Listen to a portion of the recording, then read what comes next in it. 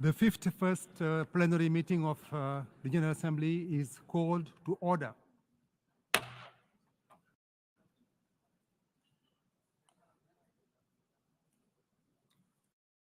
I would like, in keeping with established practice, to invite the attention of the General Assembly to document A/78/707, which contains a letter from the Secretary General addressed to the President of the General Assembly, in which he informs the Assembly of member states in areas in the payment of their financial contribution to the United Nations within the terms of Article 19 of the Charter. I would like to remind delegations that under Article 19 of the Charter, a member of the United Nations which is in arrears in the payment of its financial contributions to the organization shall have no vote in the General Assembly if the amount of the arrears equals or exceeds the amount of the contributions due from it for the preceding 2 full years. The General Assembly may, nevertheless, permit such a member to vote if it is satisfied that the failure to pay is due to conditions beyond the control of the member. May I therefore take it that the General Assembly takes note of the information contained in this document? It's so decided.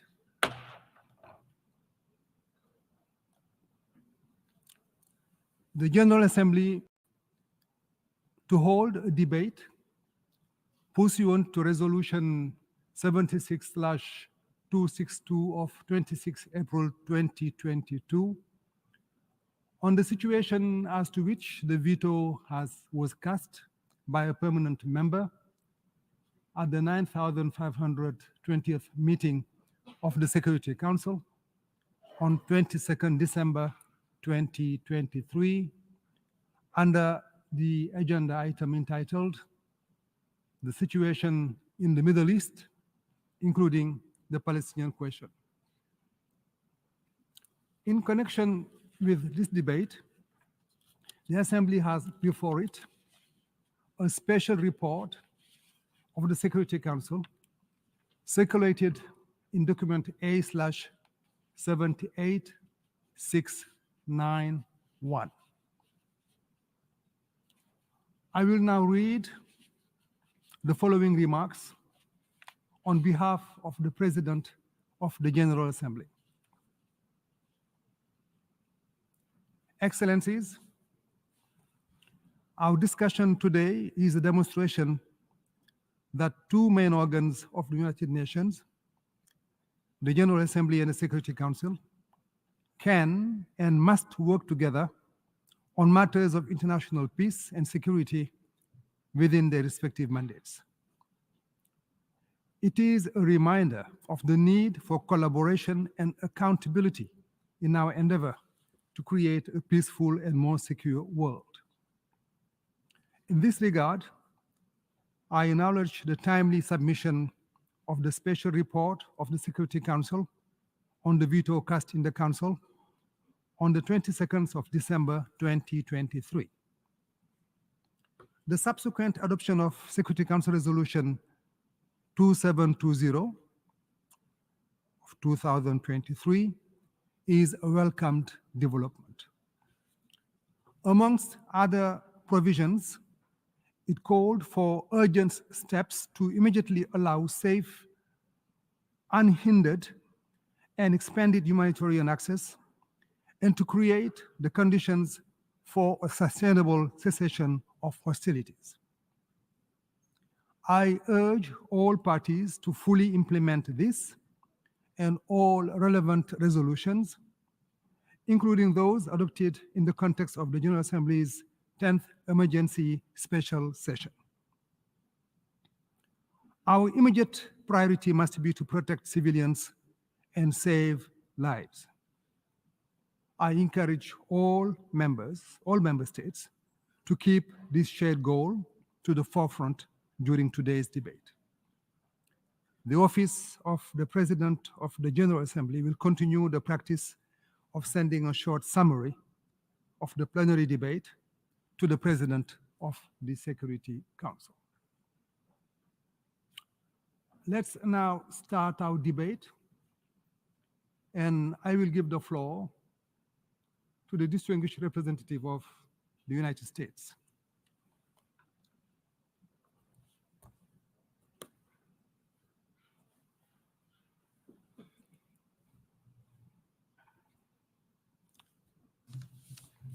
Thank you, Mr. President. The United States welcomed the adoption of UN Security Council Resolution 2720 on December 22, a resolution that called for urgent steps to immediately allow safe, unhindered, and expanded humanitarian access, and to create conditions for a sustainable cessation of hostilities.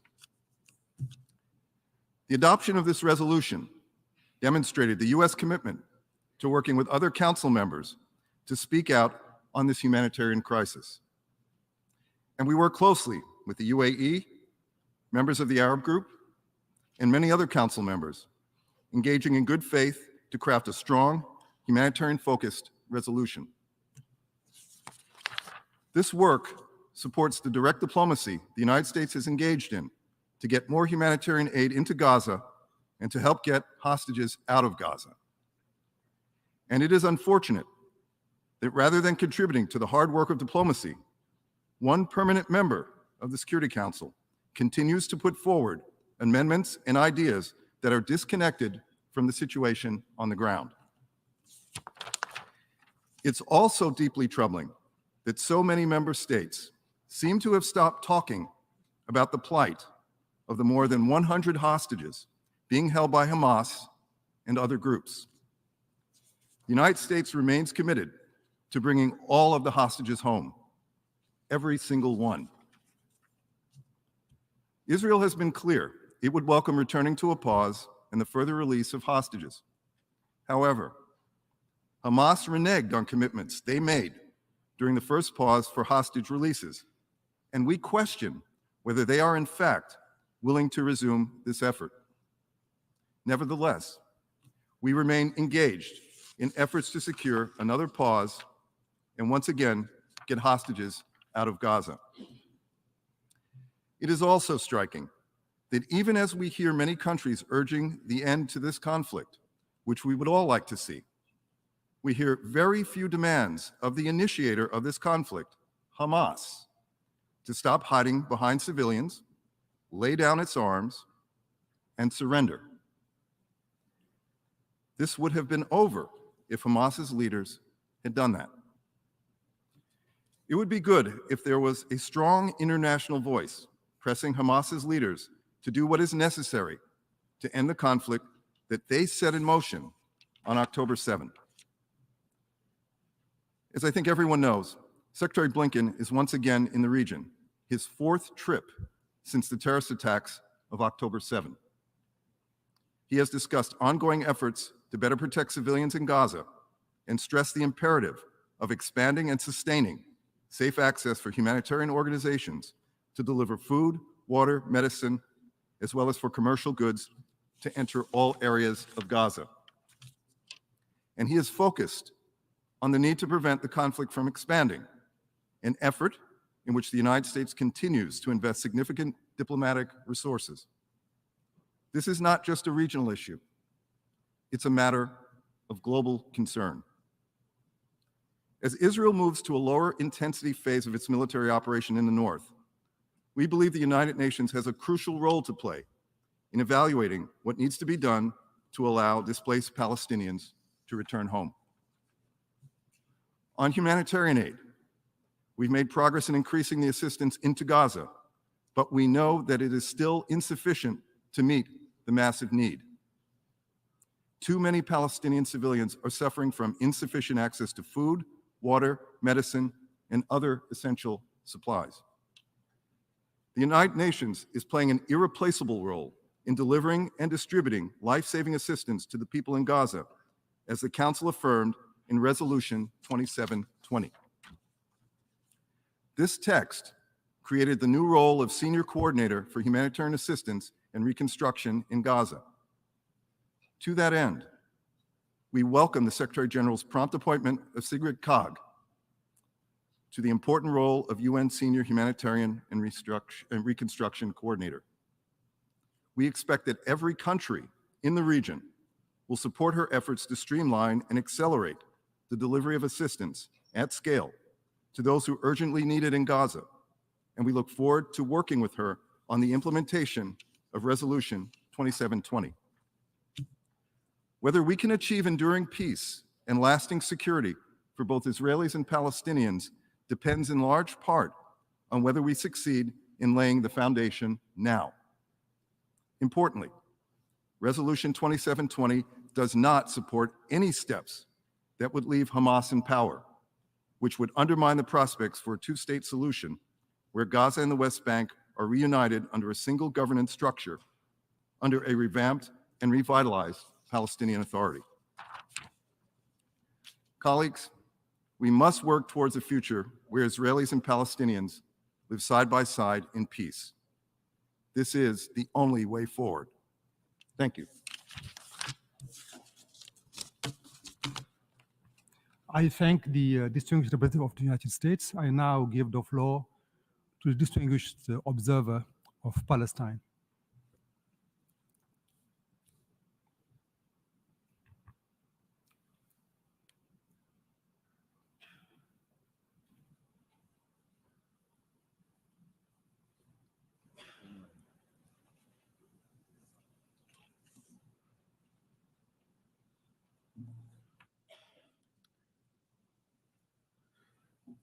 Mr. President, I stand here representing a people being slaughtered with families killed in their entirety, men and women shot in the streets, thousands abducted, tortured and humiliated, children killed, amputated, orphaned, scared for life. No people should endure this. This must stop. No one can understand that the Council is calling for protection of civilians, is deploring attacks against them, is calling for immediate, safe, and unhindered humanitarian access for humanitarian assistance at scale, is rejecting forced displacement and concerned about regional spillover, while at the same time being prevented from calling for an immediate humanitarian ceasefire indispensable to achieve all these aims. This schizophrenia needs to end. The whole world is calling for an immediate humanitarian ceasefire. 153 states across the globe have voted for a ceasefire. The moral voices of our time have pleaded for a ceasefire. The Secretary General and the United Nations have called for ceasefire. The humanitarian organizations have urged a ceasefire. They all know the horrors need to end, and the only way to end them is a ceasefire. I must add also millions, maybe hundreds of millions of people in the streets of capitals and cities across the globe are calling for a ceasefire, including in the United States of America. How can anyone believe all those I just mentioned are wrong and they would somehow be right? There is no pride in being wrong alone for so long and with such tragic consequences. This assault is without precedent in modern history in the scale and pace of killing of children. of UN personnel, of medical and rescue teams, of journalists. This is a war of atrocities.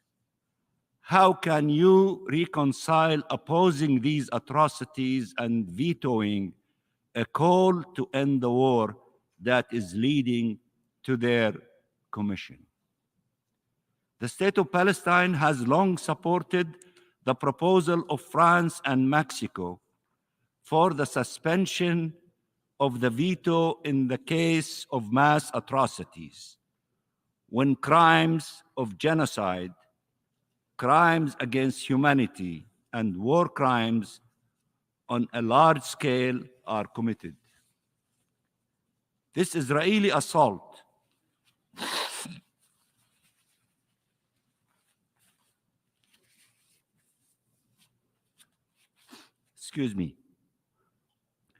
This Israeli assault on the Palestinian people in the Gaza Strip demonstrates how vital this proposal is. Supporting an immediate ceasefire is the only moral, legitimate, and responsible position. 90 days of hell on earth, 90 days of massacres. How many more Palestinians killed till you say enough is enough? How many more tragedies? How much more destruction? During these 90 days, 11 Palestinians were killed every hour, including 7 women and children. Every single hour for 90 days. Hundreds are killed every day to this day. 1% of the Palestinians in Gaza have been killed. Let me repeat, 1% of the total population of Palestinians in Gaza have been killed. Take a moment and imagine what that represents compared to your own population. That is the equivalent of 3 million Americans. 3% of Palestinians in Gaza have been wounded. Take a moment and imagine what that represents compared to your own population. This is the equivalent of 10 million Americans. 87% of Palestinians in Gaza have been displaced. Take a moment and imagine what that represents compared to your own population. That is the equivalent of 284 million Americans. Now the UN speaks of famine, of the spread of infectious diseases, of death in new forms and shapes at the doorsteps of thousands more Palestinians. This is not an unforeseen consequence of a war. This is one of the methods of the Israeli war. This is a man-made, an occupation-made humanitarian catastrophe. Israel is destroying everything to make Gaza unlivable. The choice it offers the Palestinian people: destruction or displacement, genocide or ethnic cleansing. This is not about Israeli security. This is about Palestine's destructions. The interests and objectives of this extremist Israeli government are clear and incompatible with the interests and objectives of any country that supports international law and peace. This extremist Israeli government has attacked not only the UN, but also states around the world criticizing its actions. This extremist Israeli government has spared no effort to ridicule its closest ally, the one it calls on for military, political and financial support and ignores when it does not like what it is asking for. Netanyahu does not care about jeopardizing regional and international peace and security, vital US interests, or the security of Israelis for his own political survival. That is a choice he makes without any hesitation. No one should accept to play by his playbook. When so many lives hang in the balance, when the stakes are so high, moral clarity and political responsibility dictate a decisive stance and resolute action, not half positions. Security will never come through the death, destruction, and dehumanization of the Palestinian people. It will never come through further dispossession, displacement, and denial of rights. Enough, enough. Our people have a right to life, to freedom, to justice. Palestine is here to stay. The Palestinian people are here to stay. The Palestinian people will not disappear, but their resilience is no reason to prolong their suffering. How can anyone support a war with such criminal means deployed to achieve such criminal objectives? And how can anyone oppose its criminal objectives and give Israel the means to pursue them? Don't call for peace and spread fire. If you want peace, start with a ceasefire. Ceasefire, ceasefire, and ceasefire now. And I hope that each and every one of you would be having a sign like this every day, like the hundreds of millions who are in the streets, including when President Biden speaks in South Carolina, and when those go to the Congress demanding ceasefire, ceasefire now. Everyone is saying ceasefire now, and we all should be able to succeed in imposing a ceasefire to save lives of the Palestinians, of the Israelis, of everyone. And I thank you very much.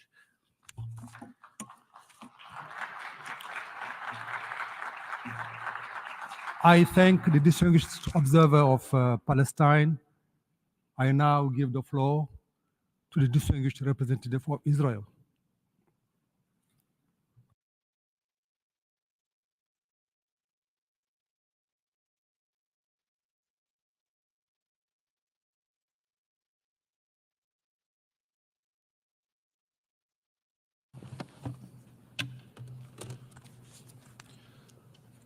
Thank you, Mr. President. Mr. President, over 3 months have passed since Hamas committed the most widespread massacre of Jews since the Holocaust. 96 days have passed since Hamas butchered, incinerated, raped, and exterminated 1,300 Israelis in cold blood, since they brutally took 240 Israelis hostage. And today, nearly 100 days later, the General Assembly, nor any UN body, has not even condemned these horrors. Colleagues, on October 7th, little Kfir Bibas, who was taken hostage by Hamas along with his mother, Shiri, his father, Yarden, and his 4-year-old brother, Ariel, was merely 9 months old. And for the last 3 months, he has been held in a dark Hamas terror tunnel. Many of you here are parents or grandparents, and you know it. Each milestone in your children's life is a celebration. Their first step, their first word, that first smile and laugh. Babies are a source of light and hope, a symbol of life. Yet Kfir, little baby Kfir, has become a symbol of the vilest cruelty known to man, the cruelty of Hamas. And tragically, Kfir is about to spend his first birthday as a hostage of Hamas. His first birthday. A quarter of Kfir's life has been spent as a hostage. He was kidnapped before he could even learn to say, Mom, Mama. Is he getting the food and vitamins he needs to grow up and develop, to grow and develop? Is he crawling? How can a baby be a target? A deliberate target? What kind of monsters intentionally take a baby hostage and treat him like an enemy? It is so painful that a baby is being held hostage by terrorists that instead of love, Kfir is surrounded by sheer evil. But above all, it is utterly heart-wrenching that to the UN, the pain of an innocent baby has been all but forgotten. For heaven's sake, a baby is about to spend his first birthday as a hostage in the hands of the rapist murderers of Hamas. A sweet baby is being held hostage, and you prefer to discuss a ceasefire that will keep the Hamas Nazis that abducted him in power. Fear is in the hands of Hamas, and you are focused on supplying aid to those that took him? How is bringing fear home not the top priority for the UN? How morally bankrupt has this body become? Yesterday, I spoke with members of Kfir's family. They cannot fathom how the whole world has not mobilized to ensure his release, how this room is not trembling with deafening calls to bring him home. Why are you not holding Hamas accountable for the most heinous war crimes? Hamas has not even permitted the Red Cross to visit Kfir. It is a stain not just upon the UN, but on each and every one of you. Despite the UN's moral rot, the citizens of Israel are resilient. We have faith, we have hope, and unbreakable resolve, and we will continue fighting to defend ourselves.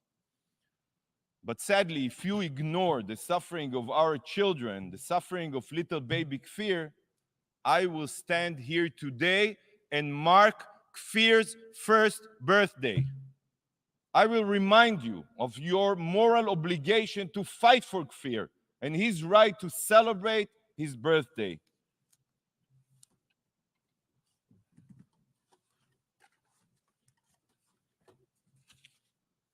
Kfir, this birthday cake is for you. You are the reason Israel is fighting day and night.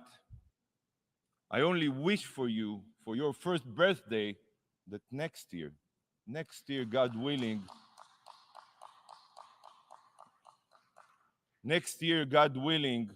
you will celebrate your birthday surrounded by the love of your family, and that we will live in a world where the suffering of Israeli babies is important to the UN. Mr. President, I ask that Kfir's cake remain here as a painful reminder, so that every speaker today remembers Kfir and our duty to bring him home.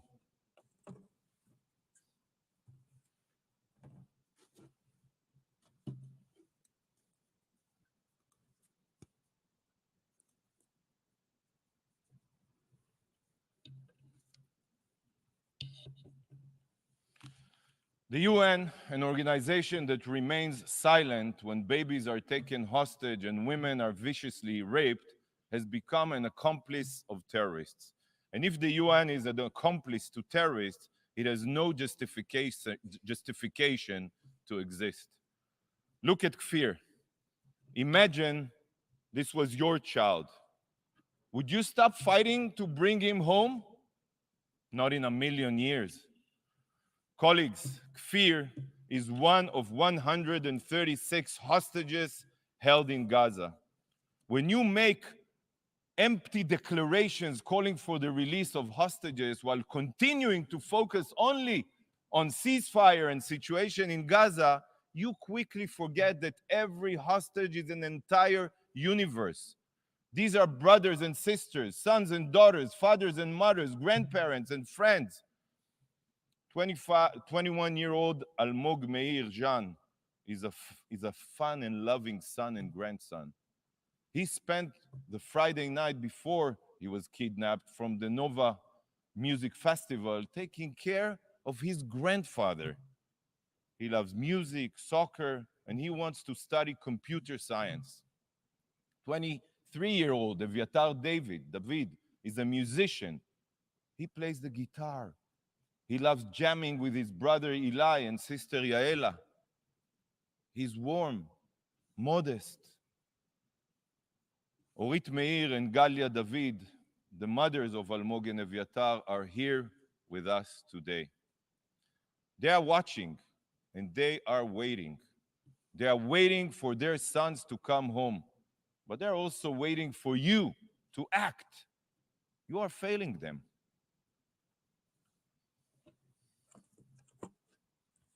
This picture, I hope you've seen it. This picture was on the front page of the Daily Mail yesterday. Look at these girls. Look at them. These are the before and after pictures of Liri Albag, Karina Ariev, Daniela Gilboa, and Agam Berger, who were taken hostage by Hamas.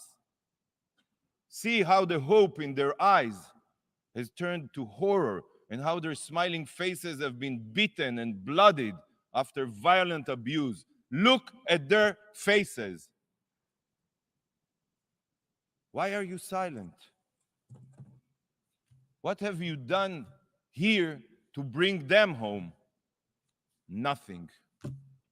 Colleagues, Hamas Nazis viciously raped Israeli women before executing them and used sexual violence as a weapon of war.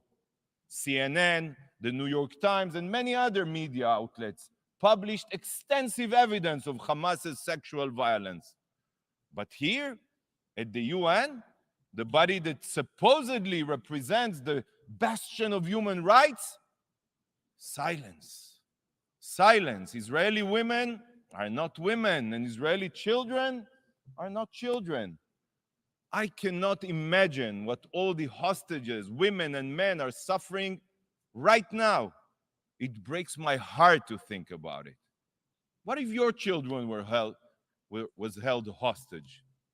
Your sister or brothers? What would you expect the UN to do?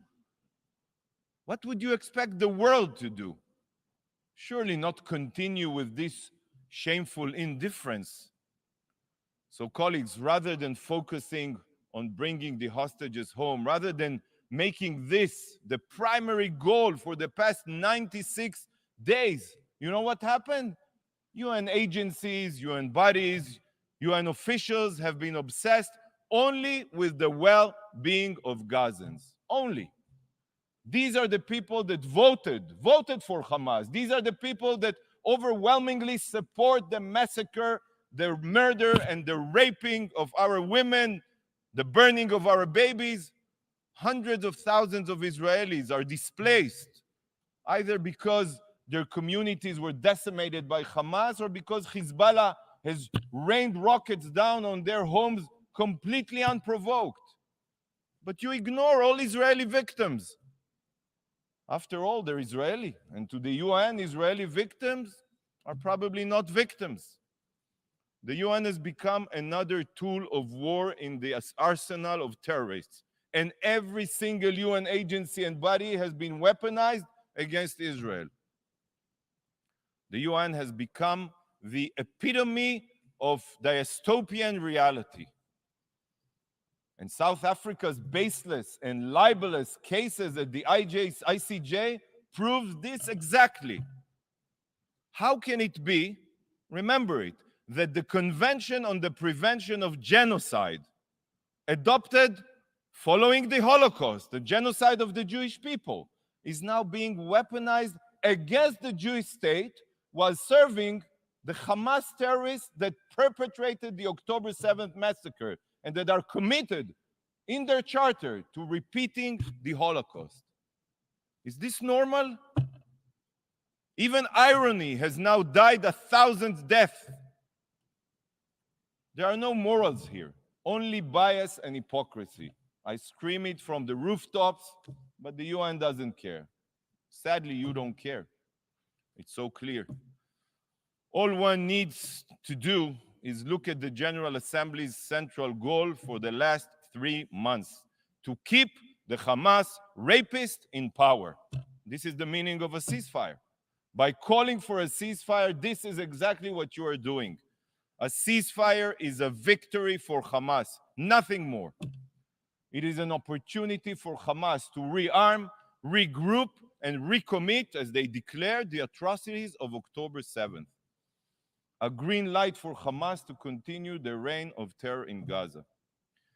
The damage the UN is causing extends far beyond the conflicts in Gaza. Believe me, you are setting a murderous precedent, because by calling for a ceasefire while hardly noting the hostages and crimes perpetrated by Hamas, you are sending a clear message to terrorists all around the world. You are also encouraging Hezbollah. You are empowering the Houthis and their puppet master in Tehran. And very soon you and we will all deeply regret this. The UN is signaling to terrorists that rape as a weapon of war is fine. That taking babies hostage has no international repercussions. Colleagues, again and again and again, you only focus on a ceasefire and limiting Israel, tying Israel's hands in the fight against terror, because the UN suffers from what we call the streetlight effect. And you want to know what is this streetlight effect? I'll tell you. It's a phenomenon that makes you do only what is easy, not what's productive or useful, only what is easy. And here is a parable that will clarify this with a story. A drunk man is stumbling around under a streetlight at night, looking for his keys that he lost. Then a police officer approaches him and begins to help him to search for his keys. But after a couple of minutes, the police officer turns to the man and asks, "Well, I cannot see your keys anywhere. Are you sure that you lost them here under the street lamp, under the street light?" Well, the drunk man turns to the officer and says, "No, sorry, I lost them in the park, but it's pitch black in the park, so I'm looking for them here because I can see under the street light." Distinguished colleagues, the UN today is the drunk man. The UN, with its bias, is always searching only under the same streetlight, following its distorted moral compass. You don't have the courage, sadly, to combat terror and radicalism. You don't have the resolve to truly care about human rights, to fight for women, fight for children, or fight for the hostages. But let me be clear, there is nothing to be found under the streetlight. It's just easier to spend your time there. It is much easier to make demands of the law-abiding democracy of Israel. We are your streetlight. It's so simple to blame Israel, but it's so much more challenging to condemn the Hamas terrorists, which have turned Gaza into a terror war machine under the UN's nose for 17 years. Hamas, yes, which uses civilian infrastructure and schools, mosques, hospitals to store weapons, to fire rockets from within civilian areas. take a stand against the terrorists using millions of Gazans as human shields, once and for all. We don't need your calls for humanitarian aid. We're doing it anyway. Israel is facilitating the entry of aid into Gaza every day. We support every single humanitarian initiative. We facilitated field hospitals, floating hospitals. We are facilitating the entry of fuel to hospitals and bakeries and everything. Every critical infrastructure. Not a single shipment of food or water is held up or turned around. But you know who's delaying the humanitarian aid? Hamas terrorists. They are looting critical aid before it even reaches the people of Gaza. Yet, you are incapable of dealing with Hamas. And you know why? Why? Because to Hamas, you don't even exist. They don't recognize the existence of international law. Can you confront the Hamas terrorists? Sadly, this is not one of the solutions under the streetlight. Mr. President, the time has come for member states to drag the UN out from under the streetlight and not the other way around. The time has come to focus on bringing Kfir, baby Kfir, and all the hostages home. Bring them home, for holding Hamas fully accountable for the situation in Gaza, for showing terrorists around the globe that the international community doesn't stay silent in the face of evil. Perhaps if you told the people of Gaza who is truly responsible for their suffering, who started this war, who's exploiting them, they would rise up against Hamas and end their reign of terror. And if you want a real ceasefire, a real one that can last forever, then demand it from Hamas. Tell them to turn themselves in. Tell them to release the hostages. And this war would end immediately. This is the only ceasefire you should be advancing. Thank you, Mr. President. I thank the distinguished representative of Israel. I now give the floor to the distinguished representative of Bahrain, who will be speaking on behalf of the Arab group.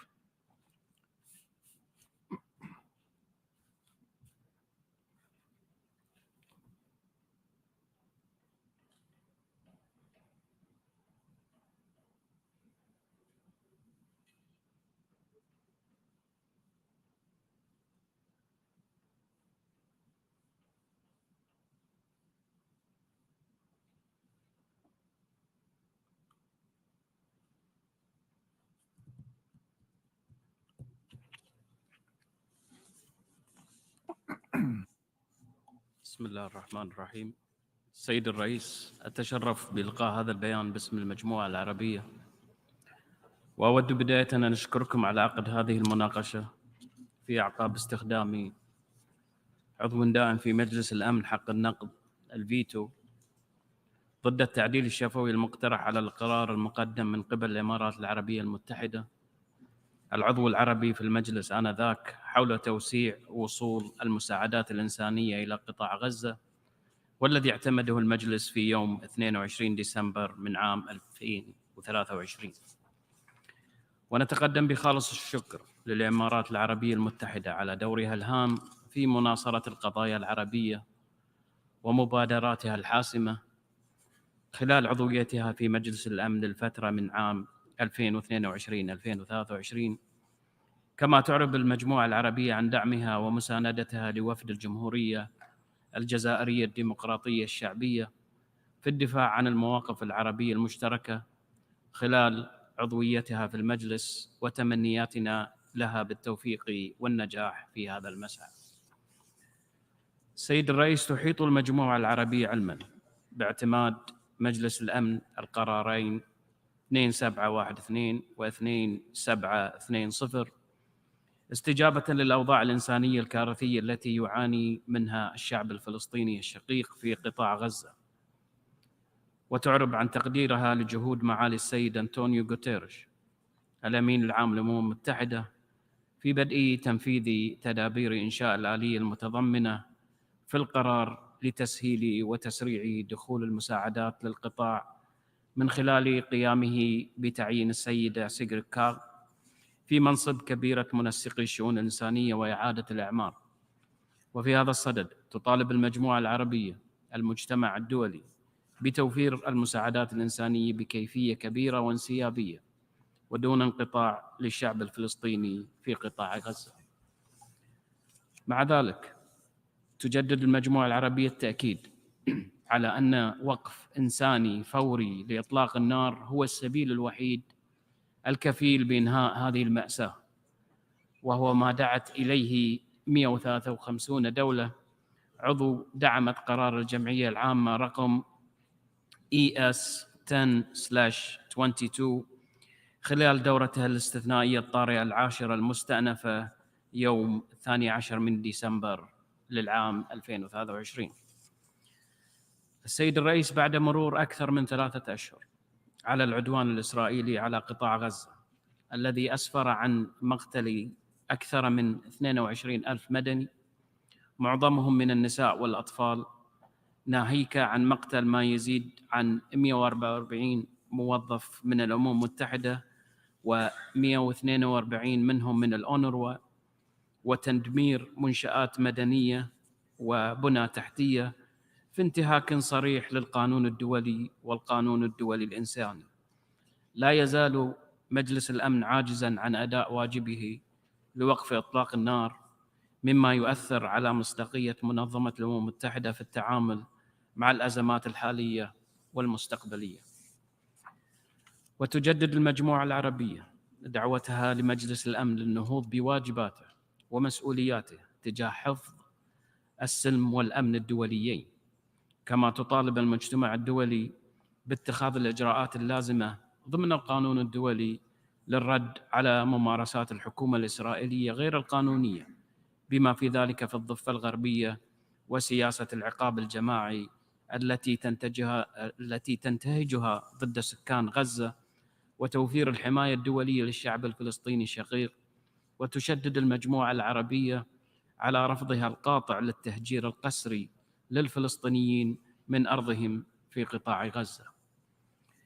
وتدين المجموعة العربية بأشد العبارات التصريحات العنصرية المتطرفة الأخيرة لأعضاء في الحكومة الإسرائيلية بشأن التهجير القسري للفلسطينيين خارج قطاع غزة وإعادة احتلال القطاع وبناء المستوطنات فيه، باعتبارها مخالفة صريحة لمبادئ القانون الدولي والقرارات الشرعية الدولية، ومن شأنها تقويض عملية السلام وإشاعة التوتر وعدم الاستقرار في المنطقة.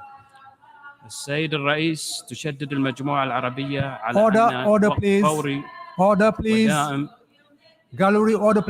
وشامل لإطلاق النار في قطاع غزة وتوفير حماية المدنيين وتلبية احتياجاتهم الإنسانية هو حق أصيل من حقوق المدنيين العزل رسخته الأطر القانونية الدولية والمبادئ المتعارف عليها حقوق الإنسان، كما أنه واجب والتزام سياسي وقانوني وأخلاقي يقع على عاتق مجلس الأمن والمجتمع الدولي. وتعيد المجموعة العربية التأكيد على ضرورة الحفاظ على أمن وسلامة دول الجوار، وإيمانا منها بأن الحل العادل للقضية الفلسطينية وفقا لقرارات الشرعية الدولية ومبادرة السلام العربية والسلام العادل والشامل هو السبيل الوحيد للاستقرار والأمن في المنطقة. تعيد المجموعة العربية التأكيد على الضرورة العاجلة لتعزيز الجهود الدولية الرامية لإنهاء الاحتلال الإسرائيلي وتحقيق استقلال دولة فلسطين على حدود 4 من يونيو لعام 1967 وعاصمتها القدس الشرقية. وشكرا سيد الرئيس.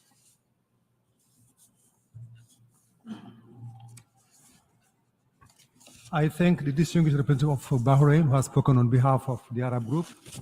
I now give the floor to the distinguished representative of Cuba.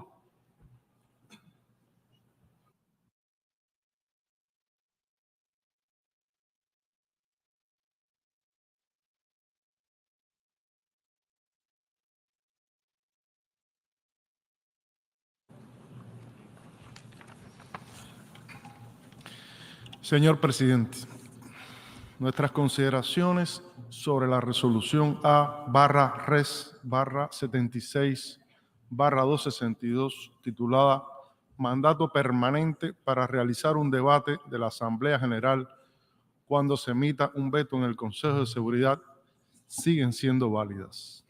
Dada la gravedad de la actual situación en la Franja de Gaza, Cuba agradece la convocatoria a esta nueva reunión.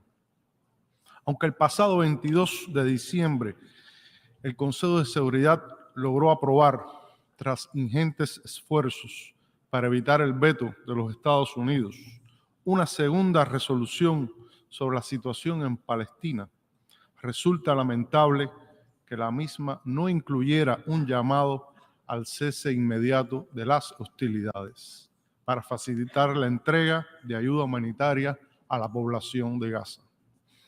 El cese al fuego inmediato es una prioridad para detener el genocidio contra la población palestina de la Franja de Gaza. De lo contrario, la comunidad internacional será testigo inerte del exterminio del pueblo palestino. En 90 días de escalada en la Franja de Gaza, hasta el 3 de enero, las fuerzas militares de Israel habían asesinado a más de 23.000 palestinos, incluidos más de 9.000 niños. Ninguno de ellos podrá recibir su torta de cumpleaños. Nada justifica el castigo colectivo al que hoy se somete al pueblo palestino en flagrante violación del derecho internacional humanitario. La complicidad de Estados Unidos con Israel, la potencia ocupante, es evidente. No solo obstruye la toma de decisiones del Consejo de Seguridad, sino que también arma y reabastece la maquinaria de guerra que masacra al pueblo palestino. Estados Unidos está del lado del país agresor que comete actos de lesa humanidad, incluyendo la limpieza étnica y el abuso del antidemocrático privilegio del veto, compromete aún más su participación en el crimen. La parálisis del Consejo de Seguridad, así asegurada, lo desacredita como principal órgano de las Naciones Unidas con el mandato de garantizar la paz y la seguridad internacionales. Deben cesar los dobles raseros, la selectividad y la manipulación política que vulneran ese noble objetivo. El Consejo de Seguridad debe cumplir su mandato para poner fin a la impunidad de la que goza Israel para la comisión de sus crímenes de lesa humanidad y sus violaciones del derecho internacional y del derecho internacional humanitario en los territorios palestinos ocupados. Condenamos en los términos más enérgicos los asesinatos de civiles, especialmente de niños, mujeres y de trabajadores humanitarios del sistema de Naciones Unidas. Los bombardeos indiscriminados, incluidos contra campos de refugiados, la destrucción de viviendas, hospitales e infraestructura civil, así como la privación de los servicios de agua, alimentos, electricidad y combustible a la población palestina, que empeoran considerablemente la precaria situación humanitaria resultante del ya largo bloqueo a la Franja de Gaza. Expresamos asimismo nuestra más enérgica condena a los desplazamientos forzosos de la población palestina del territorio que por derecho propio les pertenece. Deben detenerse la violencia y las ilegales prácticas colonizadoras israelíes en los territorios palestinos ocupados de Cisjordania y Jerusalén Oriental. Es esencial continuar movilizando, bajo la coordinación de las Naciones Unidas, ayuda humanitaria de emergencia para atender la catastrófica situación en Gaza. Reiteramos nuestro llamado a todas las partes involucradas a facilitar la entrada y distribución de esa indispensable asistencia al pueblo palestino. Abogamos por la búsqueda de una pronta solución por la vía de la negociación que detenga esta masacre y escalada de violencia, sus gravísimas consecuencias humanitarias y su impacto en la región del Medio Oriente, así como los peligros de que se convierta en una conflagración de carácter regional. Reiteramos la necesidad impostergable de una solución amplia, justa y duradera al conflicto israelí-palestino sobre la base de la creación de dos estados que permita al pueblo palestino ejercer su derecho a la libre determinación y a disponer de un Estado independiente y soberano dentro de las fronteras anteriores a junio de 1967, con Jerusalén Oriental como su capital, y que garantice igualmente el derecho al retorno de los refugiados. Reafirmamos la voluntad de Cuba de contribuir a los esfuerzos internacionales legítimos para poner fin a la actual situación. El momento de actuar es ahora. Hagamos que prevalezca la humanidad sobre la violencia y la barbarie. Muchas gracias. I thank the distinguished representative of Cuba. I now give the floor to the distinguished representative of Thailand.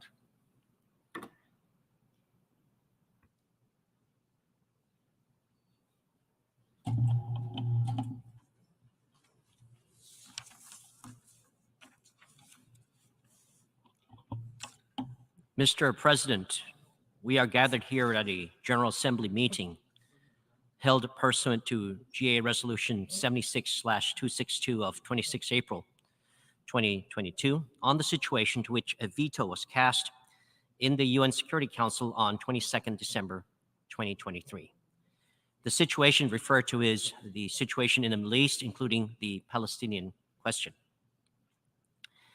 The ongoing situation continues to be of serious concern to this body and to the international community in view of the ongoing fighting, the continuing loss of lives, and devastating humanitarian consequences.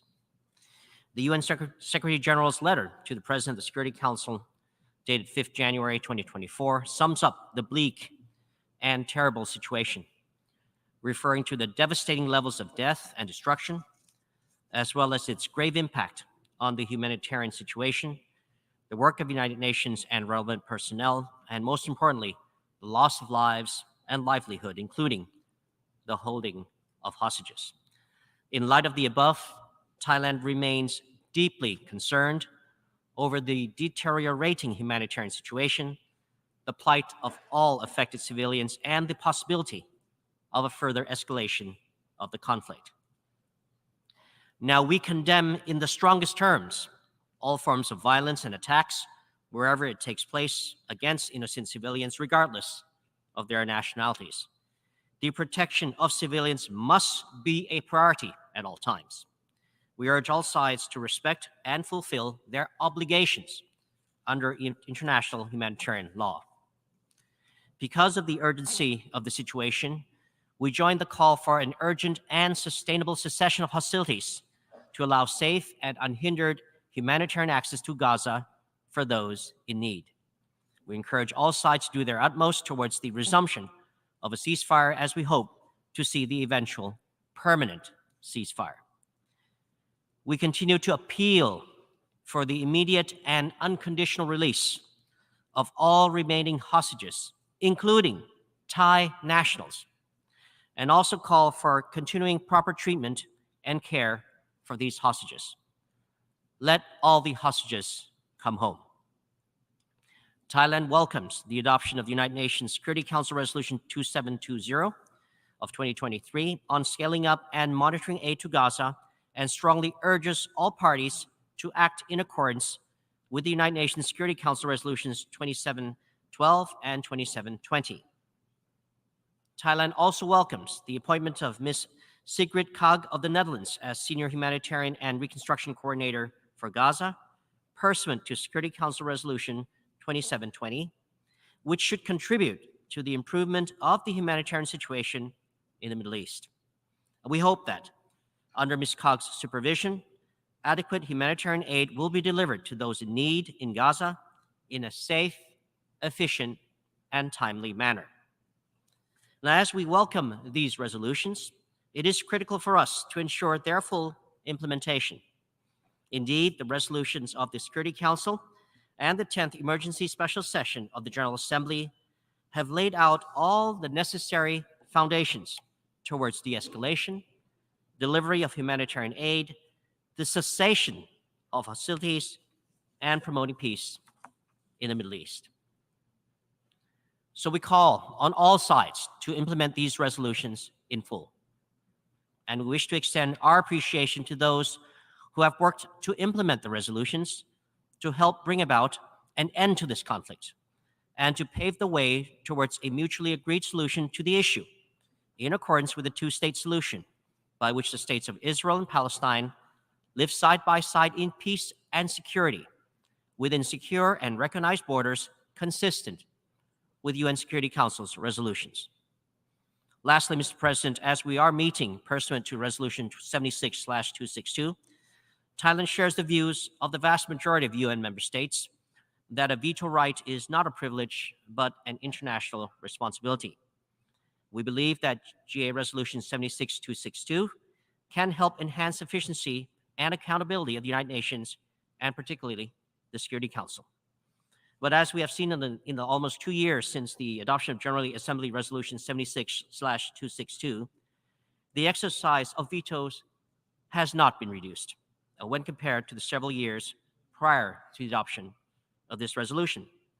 Therefore, in order for the United Nations, including the Security Council, to be more effective, to be more accountable, and thus contribute to a more effective multilateralism that we all seek, whether under the Summit of the Future process or other GA processes, the United Nations and Security Council must be more united in the discharge of its responsibilities based on the UN Charter. The United Nations and the Security Council must be more open and transparent in its work, and the United Nations and Security Council must be more collaborative and focused in exercising diplomacy and peaceful means. A polarized UN, a polarized Security Council serve no one's interests. So on this matter, Thailand will work closely with the UN member states and the international community in forging a pragmatic and consensus path forward to having a more effective and transparent United Nations, including the Security Council, that can deliver more effectively, especially on the critical issue of international peace and security. Thank you, Mr. President. I thank the distinguished representative of Thailand. Now I give the floor to the distinguished representative of Chile. Chile.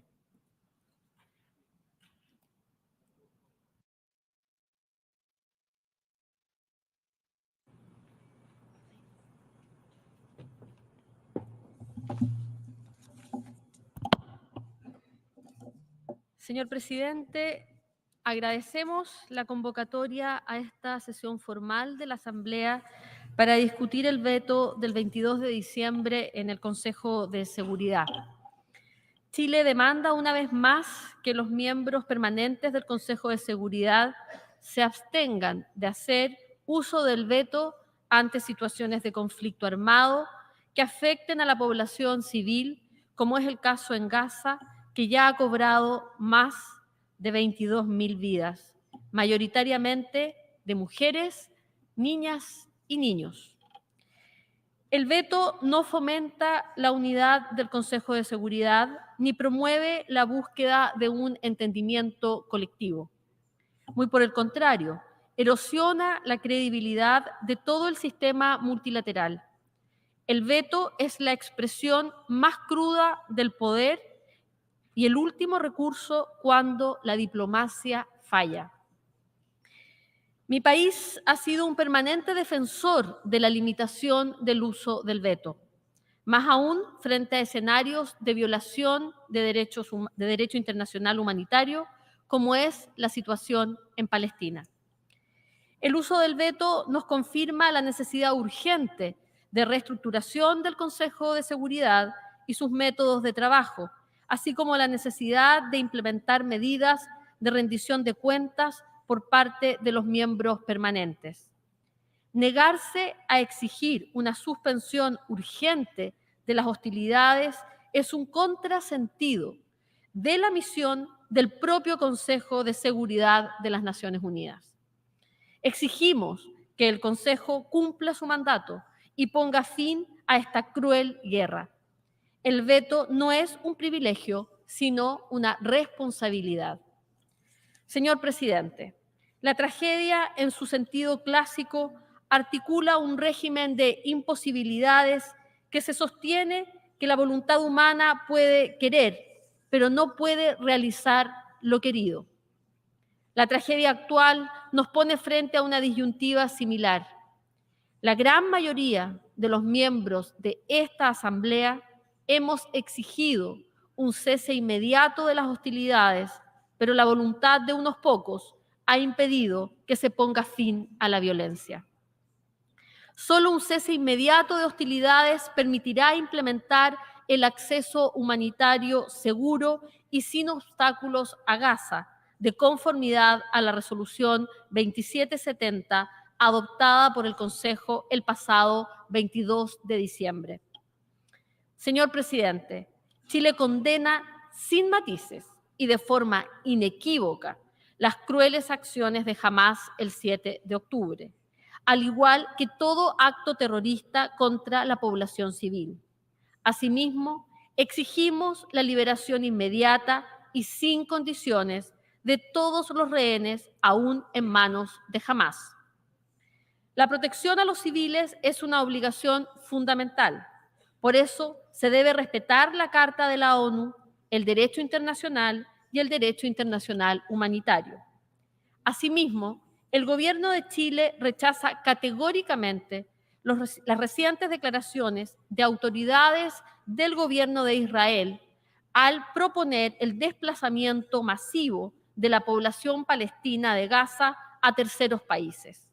Cualquier acción que implique el desplazamiento forzoso de personas es contraria al derecho internacional humanitario y a los derechos humanos.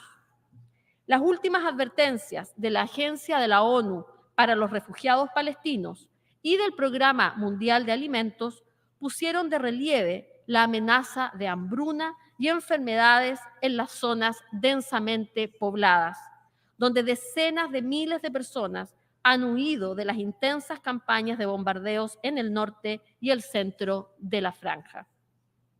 Señor presidente, reiteramos el completo apoyo al dedicado y valiente trabajo que están realizando las Naciones Unidas, sus agencias y particularmente la UNRWA en terreno.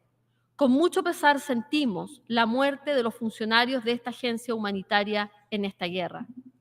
La semana pasada, el Gobierno de Chile dispuso el envío urgente a Gaza de recursos provenientes del Fondo de Chile contra el Hambre y la Pobreza, que serán canalizados a través del Fondo de Población de Naciones Unidas para atender necesidades particulares de mujeres, adolescentes y niñas.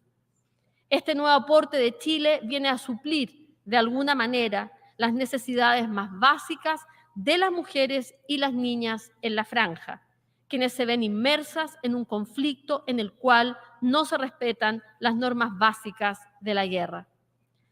Señor presidente, hace un mes conmemoramos el Día Internacional de los Derechos Humanos, que recuerda que esta misma Asamblea General aprobó hace ya 75 años la Declaración Universal de los Derechos Humanos. Pero con desazón, con dolor, observamos que estos no son respetados en la franja de Gaza. Subrayamos que no existe contradicción alguna entre la legítima defensa de un Estado o el combate al terrorismo y respetar la vida de los civiles. Simplemente no está permitido atacar la infraestructura civil crítica, incluyendo viviendas, centros sanitarios y educativos y refugios, entre otros. Solicitamos por lo mismo que todos los hechos sean investigados por las entidades internacionales competentes para así determinar y exigir las eventuales responsabilidades de los actores involucrados.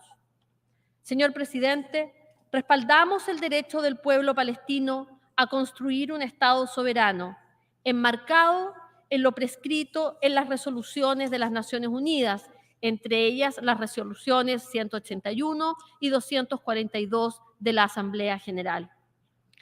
Hacemos un llamado urgente para dar cabal y pronto cumplimiento a la resolución 2334 del Consejo de Seguridad, donde se reafirma que el establecimiento de asentamientos por parte de Israel en el territorio palestino ocupado, incluida Jerusalén Oriental, no tiene validez legal y constituye una flagrante violación del derecho internacional y un obstáculo importante para el logro de la solución biestatal y de una paz general, justa y duradera. Recordamos que Chile respaldó decididamente la resolución 77/274 de esta Asamblea General y realizamos una presentación escrita ante la Corte Internacional de Justicia en el marco de la solicitud de opinión consultiva sobre las implicancias de las continuas violaciones por parte de Israel del derecho del pueblo palestino a la libre determinación. Esperamos que la Corte pueda asistir a la comunidad internacional clarificando las obligaciones legales que sirvan de base para la búsqueda de una solución definitiva que garantice los derechos humanos de todos sus habitantes.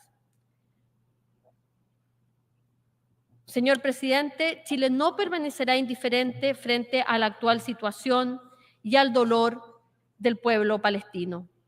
Por tal razón, Chile presentará prontamente la remisión de la situación en Palestina a la Fiscalía de la Corte Penal Internacional para solicitar se investiguen los crímenes internacionales que se cometen en los territorios palestinos ocupados, para lo cual esperamos se puedan sumar otros países. Todas las partes involucradas, así como la comunidad internacional de manera conjunta, debe trabajar para que esta guerra termine y que se inicie un proceso de diálogo real y fructífero que nos permita transitar hacia la existencia de dos estados, reconociendo el derecho de Israel y Palestina de coexistir en paz dentro de fronteras seguras acordadas mutuamente e internacionalmente reconocidas, en conformidad a lo establecido en las resoluciones adoptadas por las Naciones Unidas. Muchas gracias, señor presidente. I thank the distinguished representative of Chile. I now give the floor to the distinguished representative of China.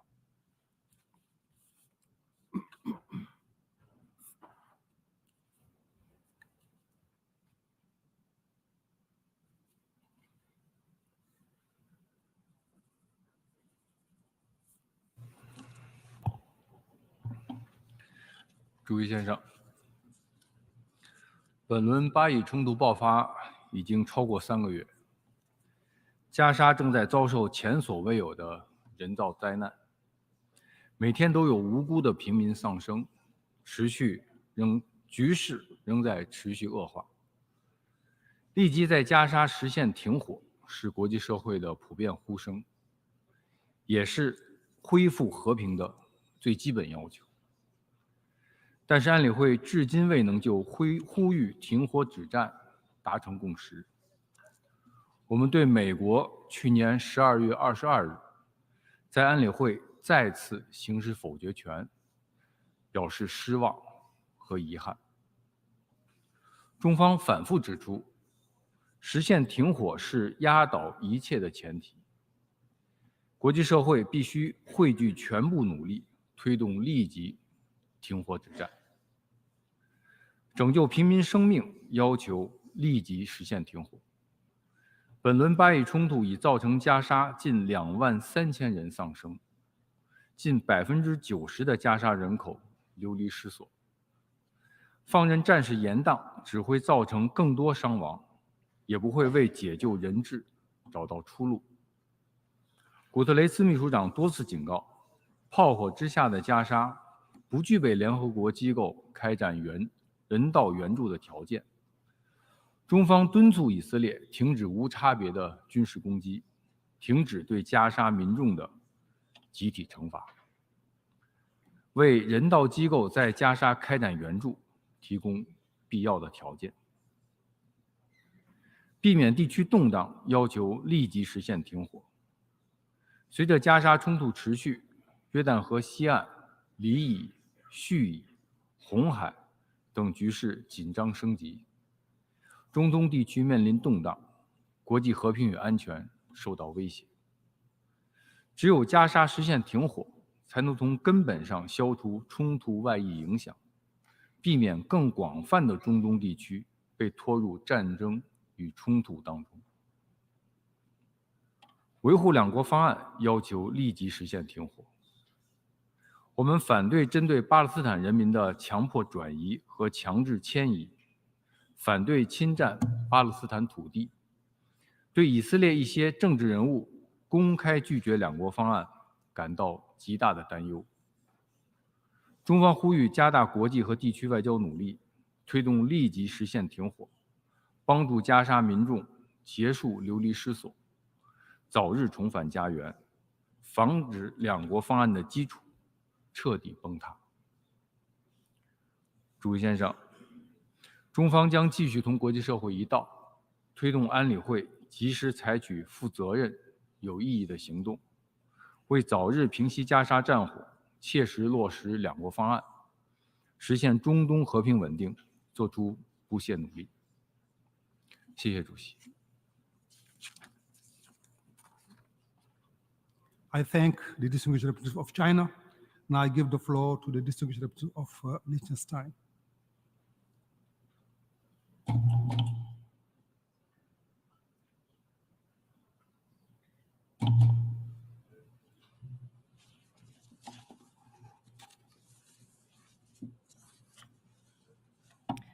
Thank you, Mr. President. We thank you for convening today's meeting in accordance with General Assembly Resolution 76/262, which for the first time is pursuant to a veto cast on an amendment to a draft resolution presented to the Security Council. Every veto, including on amendments, falls within the scope of 76/262 and is accordingly subject to discussion by the UN membership as a whole. We thank the Security Council for producing a special report in a timely and efficient manner, and the President of the General Assembly for issuing a summary of today's debate as done in previous meetings resulting from the veto initiative. And we acknowledge the participation of the veto casting state in this debate. The vetoed amendment is in line with the content of previous resolutions adopted by the General Assembly in emergency special session by an overwhelming majority, including the majority of Security Council members. We encourage Council members to bear in mind the will of the UN membership as a whole, including where expressed through resolutions, and note that in carrying out its duties, the Security Council acts on behalf of the entire membership.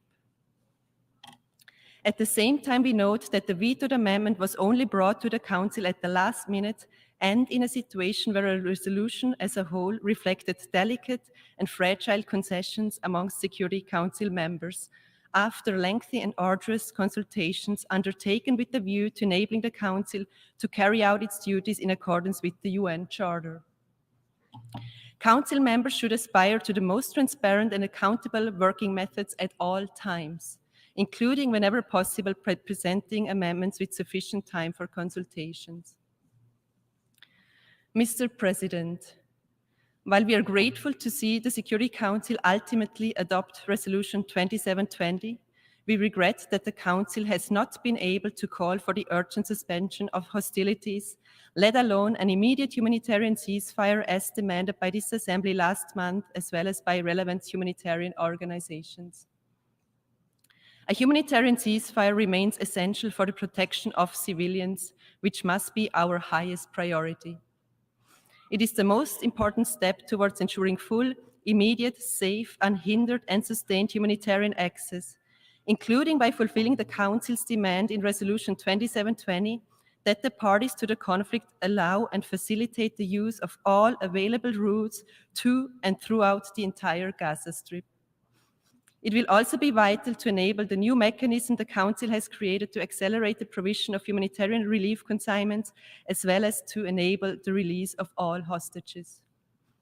Every day that goes by in the absence of the suspension of facilities causes more suffering and devastation. Mr. President, in closing, Liechtenstein reiterates that the only sustainable solution to the conflict will come through diplomatic means.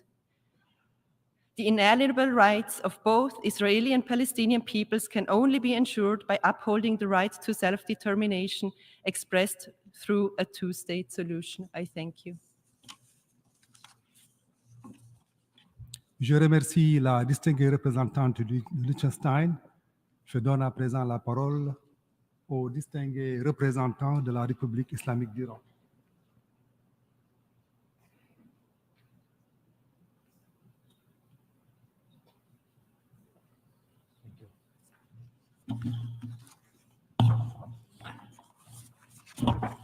In the name of God, the compassionate, the merciful. I thank you, Mr. President, for convening this important meeting to address the pressing issue of unwarranted and responsible use of veto by the United States that hindered the Security Council from fulfilling its vital duty of maintaining international peace and security. Despite all international calls for the Security Council to fulfill its obligation and halt the bloodshed in Gaza, the body has once again fallen short of its duties, solely due to yet another obstruction by the United States. Unfortunately, through the veto of the proposed amendment put forth by Russia, which aimed at a sustainable cessation of hostilities in Gaza, the United States has once again indicated a lack of commitment to ending the violence in Gaza and safeguarding civilian lives. Indeed, the veto granted Israel unchecked freedom for additional, unrestricted, and indiscriminate bombing on civilian infrastructure and the population of Gaza without any time constraints. Each passing day of the war in Gaza exacerbates human suffering and destruction as the Israeli regime continues its relentless bombardment and genocidal aggression against innocent people in Gaza. As a result of huge attack, almost all residential parts of the Strip have been destroyed. No place in Gaza is safe, and an imminent risk of a total collapse of the humanitarian support system is still valid. The obstruction by the United States of the Council Charter duties starkly contrasts with global appeals for an end to the bloodshed, defies the inherent human nature to preserve life, and violates fundamental principles of international law, including humanitarian and human rights law. Mr. President, Iran notes the adoption of the Security Council Resolution 2720, upon which the Council urged facilitating the use of all available routes to and through the entire Gaza Strip, including border crossings. Further, Iran acknowledged the appointment of Ms. Kag as Senior Humanitarian and Reconstruction Coordinator for Gaza pursuant to the Security Council Resolution 2720, and would like to offer its full cooperation in fulfilling her mandate. We hope that the newly established monitoring mechanism will carry out its mandate efficiently, free from any obstruction or interference by the Israeli regime. Additionally, we look forward to the Secretary General's timely reporting to the Council on the implementation of the resolution. And lastly, Mr. President, we are of the firm belief that the only practical way to proceed is to prevent and stop the criminal and genocide aggression against innocent civilians in Gaza, establish a sustainable and durable ceasefire, ensure access to humanitarian assistance on a large scale, and halt the forced displacement of the people in Gaza Strip. Without a sustainable ceasefire, the tragedy worsens, leading to the loss of innocent lives, including children and women. Further, Israel shall be punished for all its international wrongdoing, which have put the whole region on fire. The United States face a critical choice. It can either persist in its current trajectory, or it can choose to refrain from providing unconditional support. Without such support, Israel would encounter difficulties in sustaining its action of mass violence and genocide against the Palestinian population. I thank you.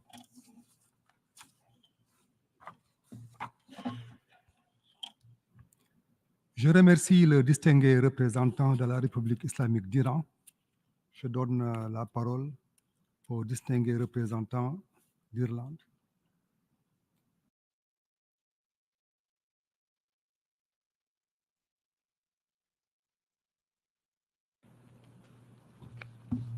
Thank you, Mr. President. Ireland recalls its opposition to each and every use of the veto and its consistent call for it to be abolished. And we would like to thank you for convening today's very important meeting.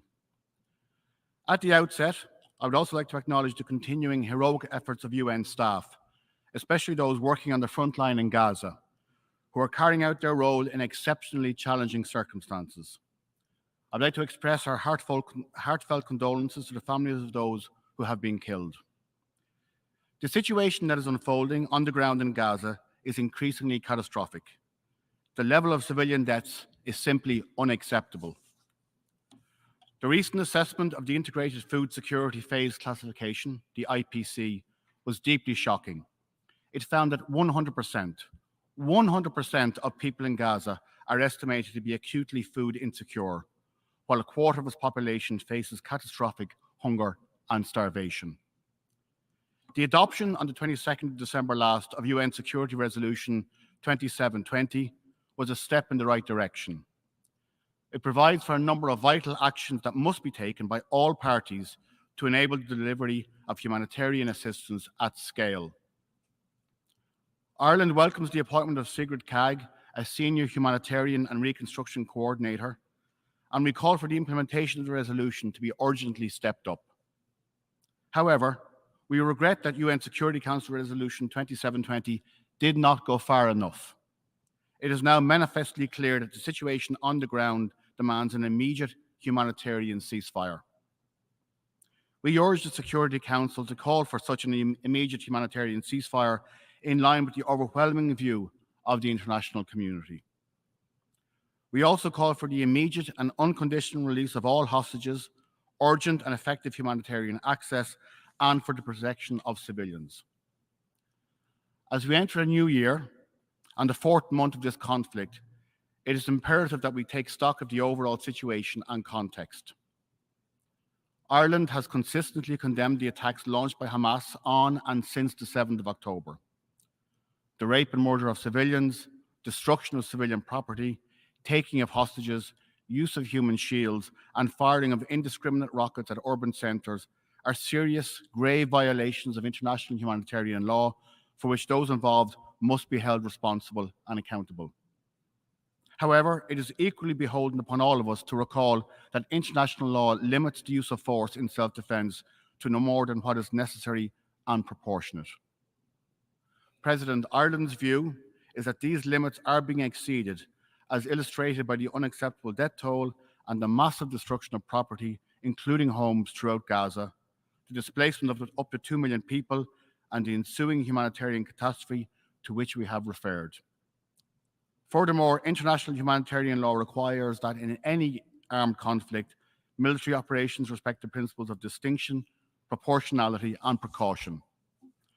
Ireland is increasingly concerned that the use of heavy munitions with a wide blast area cannot be limited to military objectives located in heavily populated urban centres, and is therefore indiscriminate. Their use in these circumstances unavoidably, inevitably leads to the extensive destruction of nearby civilian property and loss of civilian life. The use of these munitions must cease. Events across the region in recent days are a stark reminder of the potential for regional escalation. A widening of this conflict would have devastating consequences for the region and for the world.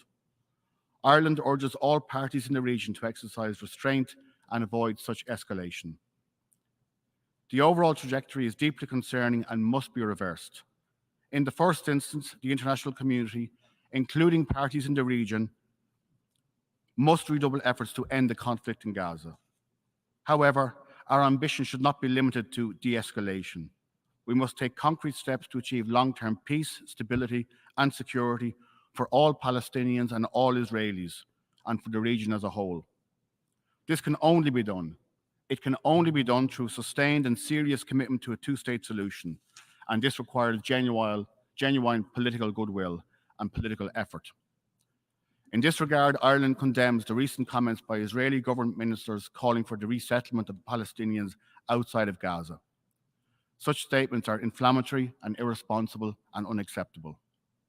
In closing, Ireland recalls that in February of last year, the UN Security Council reaffirmed its unwavering commitment to the vision of the two-state solution where two democratic states, Israel and Palestine, would live side by side in peace within secure and recognized borders consistent with international law and relevant UN resolutions.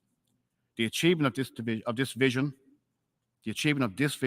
is more pressing than ever. Thank you, Mr. President. Je remercie le distingué représentant d'Irlande.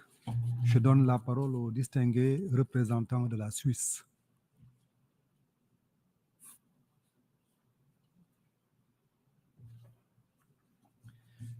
Monsieur le Président, je vous remercie pour la convocation de cette séance dédiée à l'exercice du droit de veto dans le contexte de la situation au Moyen-Orient, y compris la question palestinienne.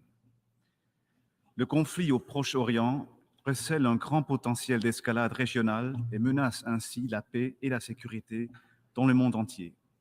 Réagir à une telle menace est la première responsabilité du Conseil de sécurité. Malheureusement, le risque constant d'un veto réduit sa capacité d'action.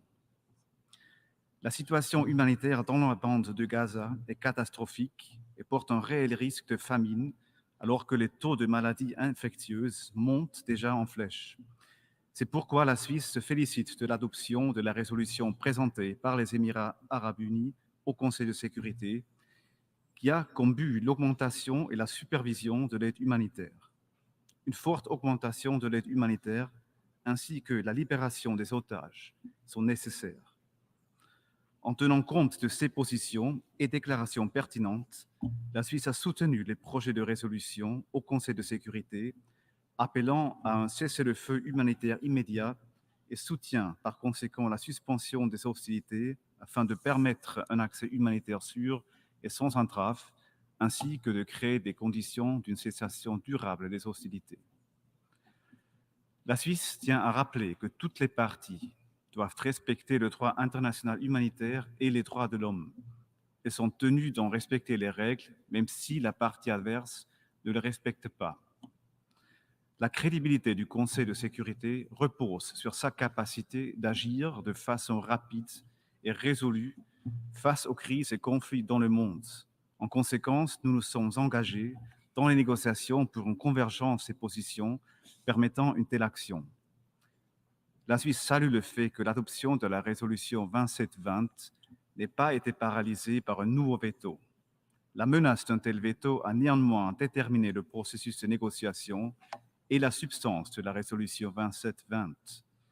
Quel que soit le contexte, les négociations au Conseil de sécurité doivent être basées sur la confiance, menées de bonne foi et libérées de toute menace d'exercice de droit de veto. La Suisse attache une grande importance à un processus de négociation orienté vers le consensus. Monsieur le Président, de manière générale, la Suisse s'engage depuis longtemps pour un usage restrictif du veto au Conseil de sécurité. Nous rappelons le code de conduite proposé par le groupe ACT relatif à son utilisation, signé par plus de 2/3 de membres de cette Assemblée. À ce jour, il est grand temps d'intensifier ensemble les efforts autour de sa mise en œuvre. Cela serait un signal clair pour un multilatéralisme transparent, responsable et efficace. Monsieur le Président, la Suisse continuera de s'engager dans tous les forums pour la promotion de la paix, le respect du droit international, l'assistance humanitaire et la protection de la population civile dans les situations de conflit, y compris dans tout le territoire palestinien occupé. Je vous remercie.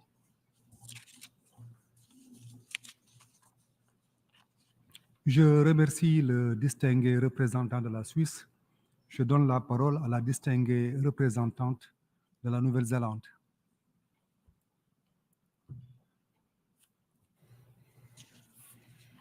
President, on the 26th of April 2022, Member States took the landmark decision to adopt by consensus resolution 76262, titled Standing Mandate for a General Assembly Debate when a veto is cast by the Security Council.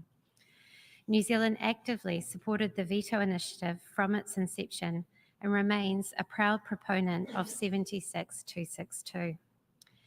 The resolution created a mechanism to ensure accountability between UN organs in accordance with the Charter and to ask permanent members of the Security Council, which have cast a veto, to explain themselves to the wider UN membership.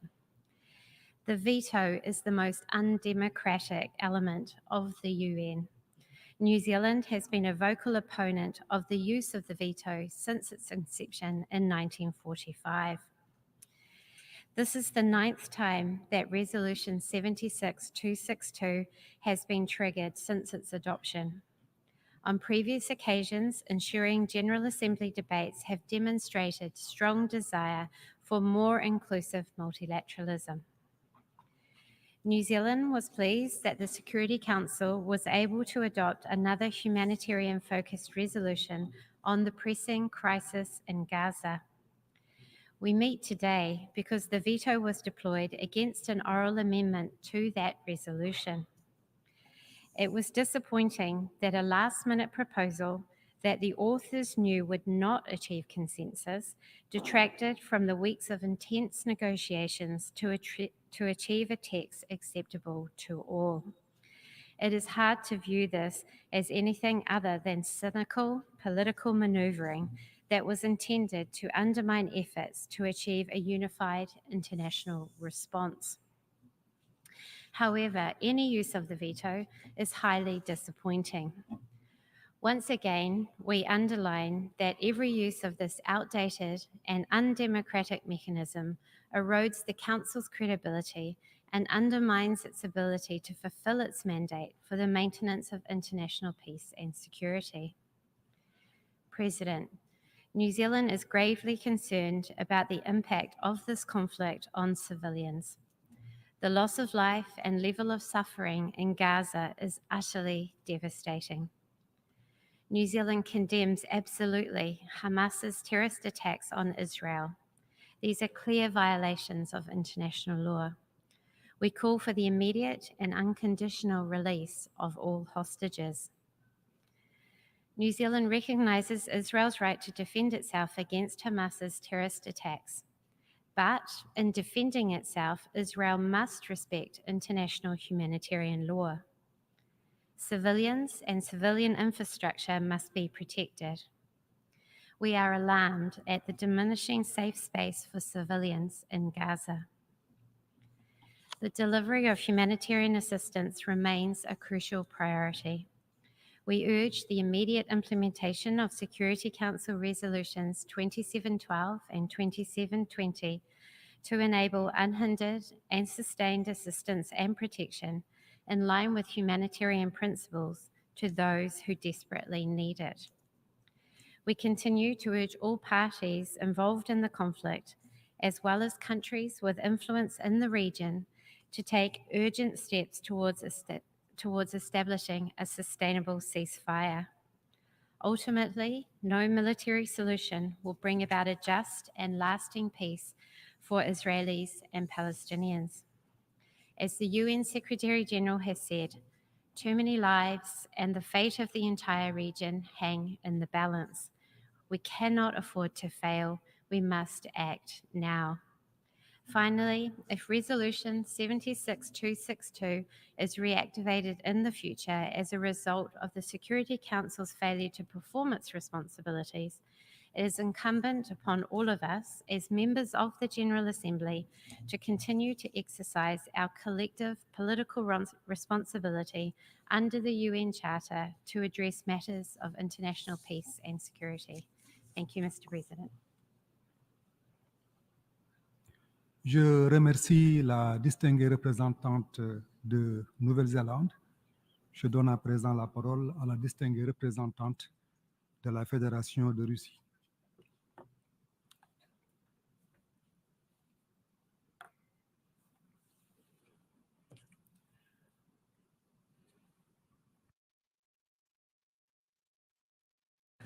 Господин председатель, коллеги, сегодняшнее заседание Генеральной Ассамблеи ООН проводится в связи с очередным использованием США права вето в Совете Безопасности ООН для того, чтобы заблокировать требования к прекращению насилия в секторе Газа. С учетом того, что с этого момента прошло уже более 3 недель, хотела бы напомнить о том, как развивалась дискуссия в Совете 22 декабря прошлого года. За несколько дней до этого делегация Объединенных Арабских Эмиратов от имени арабских государств представила весьма сильный проект резолюции по наращиванию гуманитарной помощи Газе, который содержал помимо этого принципиально важный политический момент – четкий и недвусмысленный призыв к прекращению военных действий в анклаве. Такой документ, естественно, пришелся не по вкусу Вашингтону, который повел крайне нечистоплотную игру, чтобы максимально его выхолостить и сохранить для своего главного ближневосточного союзника полную свободу рук в Газе. В ход пошли самые грязные инструменты давления и шантажа, которые наши американские коллеги лукаво называют эффективной двусторонней дипломатией. Мы увидели ее в ходе переговоров по этому проекту во всей красе, и, скажу откровенно, это крайне неприглядное зрелище. После нескольких дней активного выкручивания рук США добились того, что изначальный замысел проекта был полностью искажен. Вместо призыва к прекращению боевых действий в тексте появилась формулировка с прямо противоположным смыслом – призыв создавать условия для прекращения боевых действий. То есть фактически лицензия Израилю на убийство мирных палестинцев в Газе под предлогом того, что зачистка сектора – это якобы и есть те самые шаги в целях создания упомянутых условий. Руководствуясь безусловным моральным императивом спасения жизни мирных жителей Газы, мы не могли допустить, чтобы Совет подписался под скроенным по американским лекалам документом, который благословил бы продолжение истребления газовитян. Поэтому Российская Федерация представила поправку, в которой восстанавливались формулировки из изначального эмиратского проекта о необходимости прекращения боевых действий, поддержанные арабской группой. Эта поправка была поддержана 10 членами Совета. Великобритания, Япония, Швейцария и Албания воздержались, что также весьма показательно о приверженности международному гуманитарному праву и защите гражданского населения. Против выступила лишь одна делегация – США. Тем самым Вашингтон фактически саморазоблачился, показав, что реальная цель всех его закулисных интриг – не выработать компромиссный текст, как лицемерно ранее заявляла американская делегация, а продавить через Совет Безопасности ООН свободу рук руководству Израиля на любые, включая самые бесчеловечные шаги по дальнейшей зачистке Газа. В итоге дискуссия по Газе в Совете Безопасности в 2023 году закончилась на печальной, если не сказать трагической ноте. Но дело вовсе не в том, что Совет не способен реализовать веренный ему мандат по поддержанию мира и безопасности в силу своих институциональных особенностей. В декабре прошлого года он был как никогда близок к консенсусу в отношении требования к сторонам о прекращении огня для обеспечения безопасных условий оказания необходимого гуманитарного содействия всем нуждающимся в самой старой болевой точке региона. Реальная причина того, что он не смог этого сделать, одна – деструктивная линия США, которые бросили весь арсенал политико-дипломатических рычагов не ради установления мира, а чтобы целенаправленно подорвать многосторонние усилия под эгидой ООН ради своих корыстных геополитических интересов. Печальный итог этого таков, что за 3 месяца эскалации в Газе Совет смог принять только беззубую резолюцию Совета Безопасности 2712 от 15 ноября и упомянутую выше крайне сомнительную резолюцию 2720. Прискорбно, что без должного ответа остался и призыв Антонио Гутерреша к Совету Безопасности по статье 99 Устава ООН. Россия воздержалась по обоим документам. и не проголосовала против них исключительно из-за просьб палестинских и арабских представителей. Но хочу еще раз подчеркнуть, мы категорически не согласны с содержанием нынешнего оперативного параграфа 2 резолюции 2720 и исходим из того, что ответственность за все возможные последствия ляжет на те государства, которые дали свое согласие на его редакцию, продавленную США. Никаких просветов в чудовищной гуманитарной ситуации в Газе так и не наблюдается. Более 22 тысяч погибших газовитян, порядка 53 тысяч раненых и еще около 10 тысяч пропавших без вести и находящихся под завалами.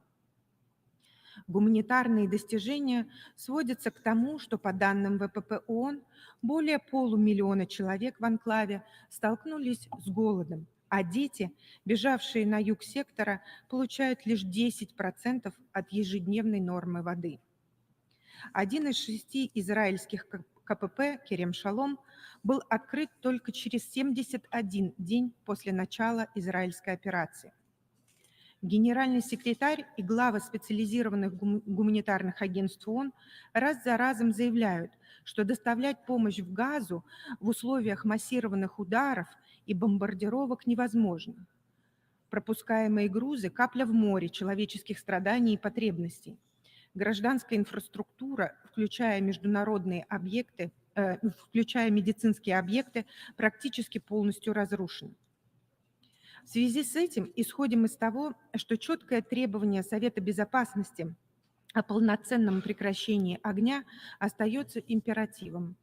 Без него, как уже показал опыт резолюции 2712, выполнение решений Совета по Газе просто невозможно. 8 декабря 2023 года в ходе своего выступления в СБ генеральный секретарь Антонио Гутерреш однозначно указал на это. Аналогичный вывод следует из распространенного им в Совете письма с опциями по мониторингу резолюции 2712. Исходим из того, что как бы ни сопротивлялись, выгораживая своего главного ближневосточного союзника США, Совет вернется к этому вопросу и четко и недвусмысленно потребует прекращения боевых действий. Без этого будут парализованы любые гуманитарные усилия. Господин председатель, коллеги, после атаки 7 октября, которую мы категорически осудили, спираль насилия, которую мир наблюдает ежедневно, приняла поистине катастрофические масштабы. Очевидно, что его рецидивы на Ближнем Востоке будут повторяться до тех пор, пока не будет устранена лежащая в основе конфликта многолетняя несправедливость, и палестинский народ не реализует предусмотренное резолюциями Совета Безопасности и Генеральной Ассамблеи ООН право на создание своего независимого государства в границах 1967 года со столицей в Восточном Иерусалиме.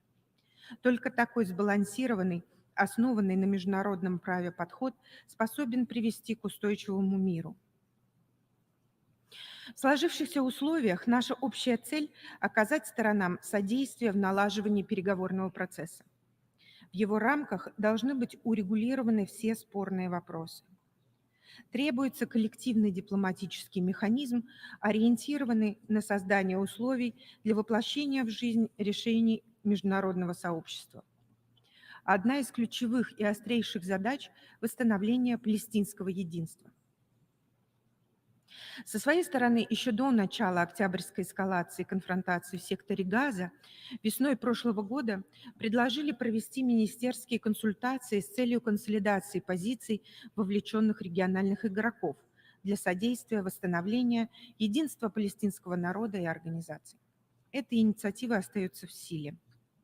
В противном случае, на фоне паралича решения палестинского вопроса, миру только и остается, что наблюдать, как стирают с лица земли сектор Газа, население которого на протяжении всей своей истории лишено какой-либо надежды на мирное небо над головой. Я благодарю за внимание.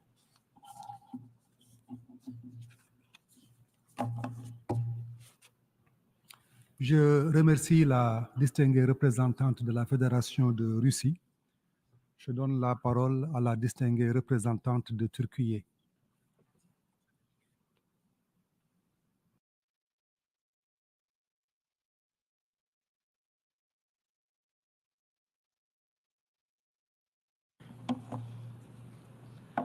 Thank you, Mr. President. As a co-sponsor of the General Assembly resolution on veto initiative and a vocal supporter of the Security Council reform, Turkey welcomes this debate. This resolution strengthened the collective response of the wider UN membership to the use of veto by P5 members. Mr. President, we are here today because the Security Council, that holds the primary responsibility for the maintenance of international peace and security, has failed to deliver. We are here today because the deadliest and the most destructive catastrophe in recent history has been unfolding in Gaza in total disregard of international law. As the conflict enters its fourth month, civilians in Gaza Strip continue to be targeted in relentless bombardments of Israel. Civilians are increasingly at risk from preventable diseases and malnutrition. The obvious risk to international peace and security led the Secretary General to invoke Article 99 of the UN Charter for the first time during his tenure. Yet over 22,000 civilians lost their lives in just 3 months, while the demands for ceasefire, even the demands for cessation of hostilities, fell on deaf ears. Almost 60,000 civilians are wounded, while resolutions aimed at bringing an end to this man-made disaster were obstructed. As we speak, almost 2 million Gazans are displaced and in dire need of a safe shelter. It is the largest displacement of Palestinians since 1948. Driving an entire population out of their homes is a grave violation of international law. We categorically reject the unacceptable statements of the resettlement of Palestinians outside of Gaza. The only viable solution to this conflict is a political solution based on a two-state vision, not war and destruction. The risk of spillover, regional spillover, is grave, and all these points sum up to one hard evidence that there is an urgent need for an immediate ceasefire. Under this roof, as the larger membership, we are proud to have adopted 2 resolutions that call for a ceasefire and to have remained on the right side of history. My country also adopted a principled approach in rejecting the war in Ukraine and manifested its position by supporting all relevant General Assembly resolutions. Despite the very strong calls from this hall, the UN agencies, the international community, and the outcry of millions that took to the streets all around the world, the Security Council was unable to adopt a single resolution on Gaza for over a month. And the 2 resolutions that were eventually adopted failed to call for what is fundamentally needed to stop the bloodshed in Gaza: an immediate ceasefire. Mr. President, the General Assembly is the sole, entirely universal, hence the most representative organ of the United Nations. As the epitome of multilateralism, this chamber has priority over all bodies. The use of veto at the Security Council has become an arbitrary and detrimental tool where common good is sacrificed over individual interests. The inaction over Gaza has been another case in point. The pursuit of self-interest in this body not only undermines multilateralism, but also weakens the credibility of the whole UN system. The need for Security Council reform is indisputable and undeferrable. The reform process needs to address and eliminate the current shortcomings of the Security Council, primarily the use of veto. Mr. President, humanity deserves a more representative, democratic, transparent, accountable, and effective Security Council. And to this end, Turkey will continue to constructively engage in reform efforts, promoting a comprehensive and inclusive approach that would benefit all member states. I thank you, Mr. President. Je remercie la distinguée représentante de Turquie. Je donne à présent la parole au distingué représentant de la Belgique.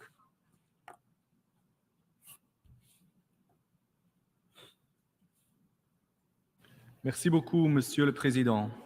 Nous saluons l'adoption par le Conseil de sécurité d'une résolution devant permettre l'accélération de l'acheminement de l'aide humanitaire à Gaza. La Belgique se félicite également de la nomination de Mme Sigrid Kaag au poste coordonnatrice de l'action humanitaire et de la reconstruction et la soutiendra pleinement dans l'exercice de ses fonctions. Les résolutions du Conseil de sécurité, notamment les résolutions 2712 et 2720, doivent être mises en œuvre dans les meilleurs délais. Monsieur le Président, la Belgique estime que les points suivants doivent faire l'objet de toute notre attention afin d'être repris le plus rapidement possible dans des résolutions adoptées par le Conseil de sécurité ou par cette Assemblée. Tout d'abord, la Belgique regrette que le Hamas et les autres groupes terroristes impliqués dans les attaques du 7 octobre n'aient toujours pas été condamnés par cette Assemblée ou par le Conseil de sécurité. Le terrorisme et l'extrémisme violent font des victimes partout, comme les événements tragiques de la semaine écoulée nous l'ont encore rappelé. Ils doivent être dénoncés et combattus en toutes circonstances. La Belgique soutient des actions concrètes dans ce sens, notamment en vue de mettre fin à leur financement ou au transfert d'armes dont ils bénéficient. Monsieur le Président, le respect du droit international, en ce compris le droit international humanitaire et des droits humains, est une pierre angulaire de la paix et de la sécurité. La Belgique plaide pour que toutes les violations de droit international et du droit international humanitaire soient répertoriées et investiguées afin que leurs auteurs rendent des comptes. L'utilisation indiscriminée et disproportionnée de la force, les entraves à l'acheminement de l'aide humanitaire, l'utilisation de civils comme boucliers humains, l'utilisation d'infrastructures humanitaires à des fins militaires, les déplacements forcés de population et les actions de colonisation sont illégaux au regard du droit international. Cette Assemblée et le Conseil de sécurité doivent agir pour qu'il soit mis fin. La Belgique est horrifiée par les actes de violence sexuelle perpétrés le 7 octobre et depuis cette date, actes qui constituent des crimes de guerre à propos desquels toute la lumière doit être faite. Par conséquent, la Belgique plaide en faveur et appuie les actions suivantes. Premièrement, la mise en application d'un cessez-le-feu humanitaire durable qui pourrait conduire à terme à la fin des hostilités. Un accès humanitaire sûr, sans entrave et élargi doit être garanti immédiatement et la fourniture de l'aide humanitaire augmentée. La Belgique y a contribué à hauteur de 22,8 millions d'euros, dont 4 millions alloués depuis le 7 octobre. Le risque de famine à Gaza est insupportable et doit nous faire réagir sans plus attendre. Deuxièmement, la libération immédiate et inconditionnelle de tous les otages. Troisièmement, le soutien à l'enquête de la Cour pénale internationale compétente pour l'ensemble des faits commis sur le territoire palestinien ou par des ressortissants d'États partis au statut de Rome et donc les terroristes du Hamas. Quatrièmement, la fin des provocations de part et d'autre. L'escalade de la situation et l'embrasement de la région ne profiteront qu'aux ennemis de la paix. Enfin, la définition d'un horizon politique qui garantisse à Israël la possibilité de vivre en paix et en sécurité, qui réalise le droit à l'autodétermination des Palestiniens et qui pose les bases d'une solution à deux États. Je vous remercie. Je remercie le distingué représentant de la Belgique. Je donne maintenant la parole au distingué représentant de l'Algérie.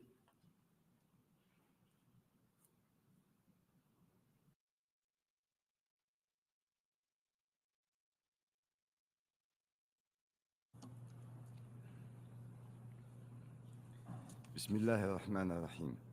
سيد الرئيس، نجتمع اليوم بعد استخدام حق النقد على مقترح يطالب بوقف الأعمال العدائية بغزة، لغة ذات أهمية بالغة نظراً للظروف المأساوية التي تعرفها الأوضاع الإنسانية جراء عدوان قوات الاحتلال. إن رفض المطالبة بوقف الأعمال العدائية قد ضاعف من معاناة الفلسطينيين وأعاق مع الأسف قدرة المجتمع الدولي على تقديم الدعم في الوقت المناسب، حيث تجاوز عدد القتلى 22,000 شخص، 70% منهم أطفال ونساء. لا يوجد ماء صالح للشرب تماما بشمال غزة، والأطفال جنوب غزة يفتقدون 90% من احتياجاتهم الطبيعية من المياه، كما أن 85% من سكان غزة قد تم تهجيرهم قسرا. من هذا المنبر تجدد الجزائر رفضها القاطع لكل المخططات التي تستهدف التهجير القسري للفلسطينيين من أرضهم أو إبعادهم عنها بقوة. وعلى الجميع أن يدرك أنه لا مكان للفلسطينيين إلا على أرضهم، وأن أي تهجير لهم هو مخالفة صريحة لأحكام القانون الدولي. سيد الرئيس، لا يمكن التحجج بأن القرار 27/20 يحقق مطالب الفاعلين الإنسانيين. لقد كان السيد الأمين العام للأمم المتحدة واضحاً، حيث صرح في أعقاب اعتماد قرار السابق، وأقتبس: إن وقف إطلاق النار لأسباب إنسانية هو السبيل الوحيد للبدء في تلبية الاحتياجات الماسة للناس في غزة. سيد الرئيس، لابد من وقفة جادة وحازمة لوضع حد للانتهاكات التي يتعرض لها الشعب الفلسطيني، ووقف فوري ودائم لإطلاق النار بغزة. إنها مسؤولية جماعية يجب علينا العمل من أجل تحقيقها كخطوة أولى، على أن يبقى هدفنا الأسمى هو تمكين الشعب الفلسطيني من حقوقه المشروعة في إقامة دولته المستقلة وعاصمتها القدس الشريف. شكرا جزيلا.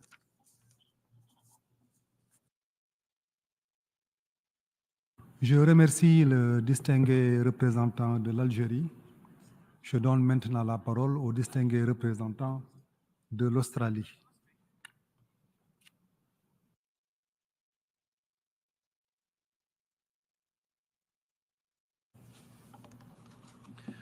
President, Australia welcomes the special report provided by the President of the Security Council on the use of the veto at its 9,520th meeting.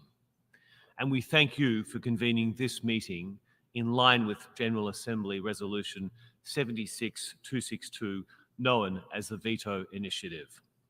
Australia is a long-standing supporter of the initiative as a mechanism for bringing greater transparency and accountability to the use of the veto. To this end, we thank the United States for its statement explaining its use of the veto on 22 December 2023. President, Australia unequivocally condemns the 7 October Hamas attacks as abhorrent acts of terror. We continue to call for the immediate release of all hostages. We have consistently reaffirmed Israel's right to defend itself, but we have also said that the way it does so matters. Israel must respect international humanitarian law and protect civilian lives and civilian infrastructure. Australia welcomes the Security Council's adoption of Resolutions 2712 and 2720 and the appointment of Sigrid Kaag as the Senior Humanitarian and Reconstruction Coordinator for Gaza. We are concerned by the Secretary-General's report that Resolution 2712 remains under-implemented, and we call for its full and expedited delivery. We also want to see humanitarian pauses resume so that urgent aid can flow to civilians in Gaza. Such pauses are important steps towards a permanent and sustainable ceasefire. Australia remains concerned about the potential for the conflict to spill over regionally, and we urge restraint along the blue line and for parties to respect Resolution 1701. We reiterate that ongoing Houthi attacks in the Red Sea are unacceptable and destabilizing. President, Australia made its position on this conflict clear in our statement at the resumed 10th Emergency Special Session on 12 December 2023, and we reiterate that position. We remain committed to a just peace in the form of a two-state solution where Israelis and Palestinians live securely side by side within internationally recognized borders. Finally, today's proceedings remind us of our collective interest as members of this Assembly in full implementation of Resolution 76262. Thank you.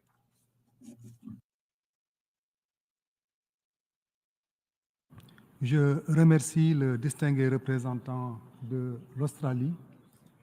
À présent, je vais donner la parole au distingué représentant du Pakistan.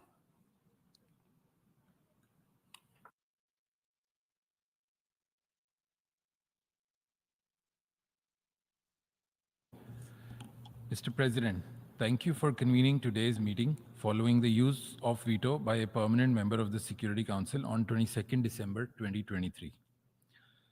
Israel's war in Gaza is brutal, a veritable genocide. Israel's indiscriminate slaughter of innocent Palestinian civilians, including children and women, is a flagrant violation of international law, including the principles of the UN Charter, international humanitarian and human rights law. This genocidal war must be stopped forthwith, in accordance with the international community's resounding call for an immediate and unconditional humanitarian ceasefire in General Assembly resolutions ES 10/21 and 22, and also reflected in the 13 votes cast in favor of a ceasefire in the Security Council, as well as the Secretary General's invocation of Article 99 to end this war. Mr. President, Pakistan strongly and unequivocally condemns Israel's rejection of a humanitarian ceasefire.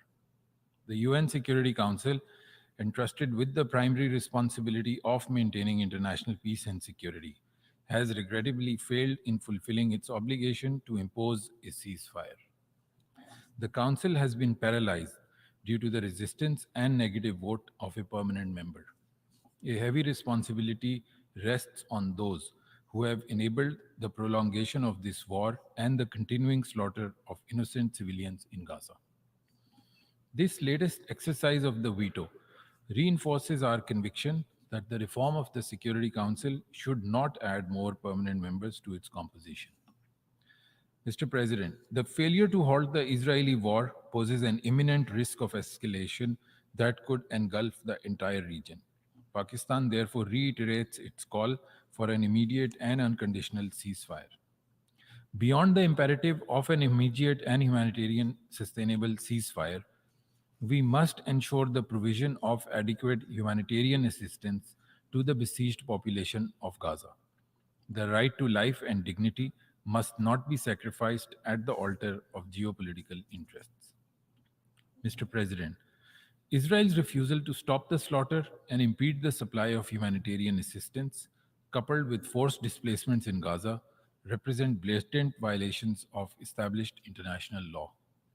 There must be consequences and accountability for such criminal actions that we have been witnessing for far too long in occupied Palestine. Pakistan welcomes South Africa's initiative to bring Israel's transgressions under the Genocide Convention to the International Court of Justice. Pakistan also looks forward to the advisory opinion of the ICJ on the legal consequences arising from the policies and practices of Israel in the occupied Palestinian territory, including East Jerusalem. Mr. President, the root cause of this crisis lies in Israel's prolonged occupation and denial of Palestinians' inalienable right to self-determination. Israel's brutal campaign against the occupied people of Palestine struggling for their freedom cannot be justified under the guise of self-defense.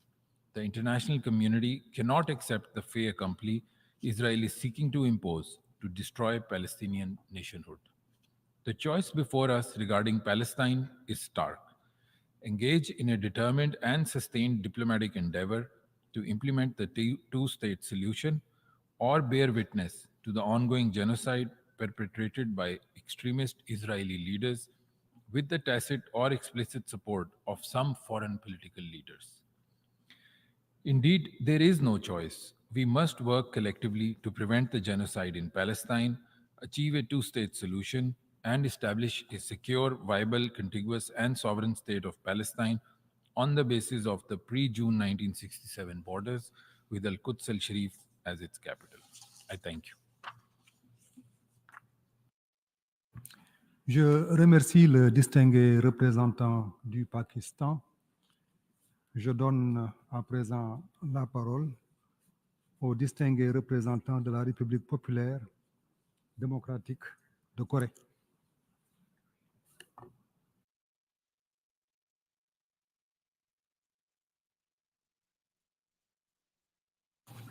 Thank you, Mr. President. Despite the efforts of the international community for peace and stability, the situation in Gaza is worsening day by day. We witness catastrophe and unbearable tragedy in Gaza, where more than 20,000 of the innocent Palestinian people have been killed, and the critical civilian infrastructure have been completely destroyed by indiscriminate bombardment of Israel. The urgent suspension of the hostility and the ceasefire is not just a choice. It is obligation under international law, including international humanitarian law. However, the unanimous desire of the international community for the immediate ceasefire and the suspension of the hostility in Gaza was mercilessly trampled down once again due to United States exercise of its veto power. At the Security Council meeting held on 22nd December 2023, the United States cast a veto on the oral amendment for calling urgent suspension of the hostility to allow safe and unhindered humanitarian access for merely reason that oral amendment was proposed by Russian Federation. It means that in decision-making on the issues of the international peace and security, United States decided not by the norms of any international law, but by its own discretion and criteria of who did it, instead of what was done. And the last year, October and December, at the Security Council meetings, the United States exercised its veto power on the draft resolutions calling for immediate ceasefire and the humanitarian pause proposed by United Arab Emirates and Brazil, respectively, while talking about Israel's right to self-defense, thereby actively patronizing Israel's atrocity of the civilian massacre in Gaza Strip. This is a typical manifestation and expression of the illegal double standard. United States branded our exercise of the right to self-defense as a threat to international peace and security, but this time actively patronizes and beautifies Israel's massacre of the civilian and atrocity as the exercise of the right to self-defense. Before the exercise is a bit of power on the ground of the Israel's right to self-defense, the United States should have explained why the sanction resolution of the Security Council against DPRK have not a single word to recognize DPRK's right to self-defense.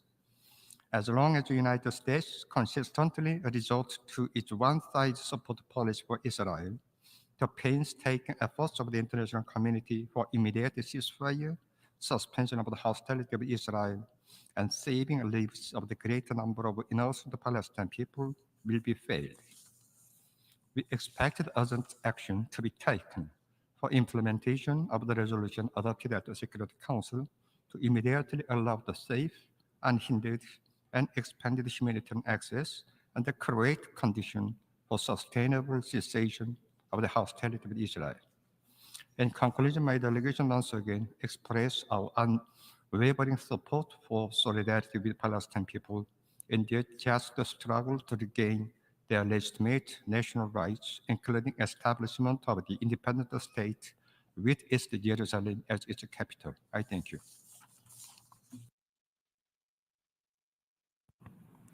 Je remercie le distingué représentant de la République populaire démocratique de Corée. Je donne maintenant la parole à la distinguée représentante de Malte.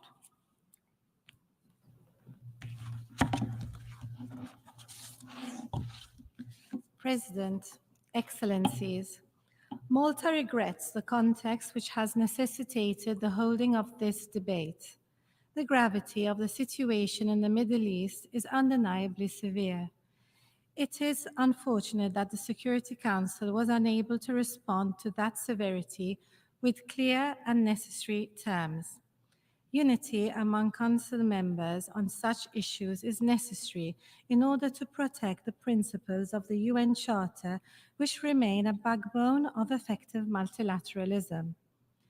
At the adoption session of Security Council Resolution 2720 on 22nd December, Malta had supported the amendment that was subsequently vetoed.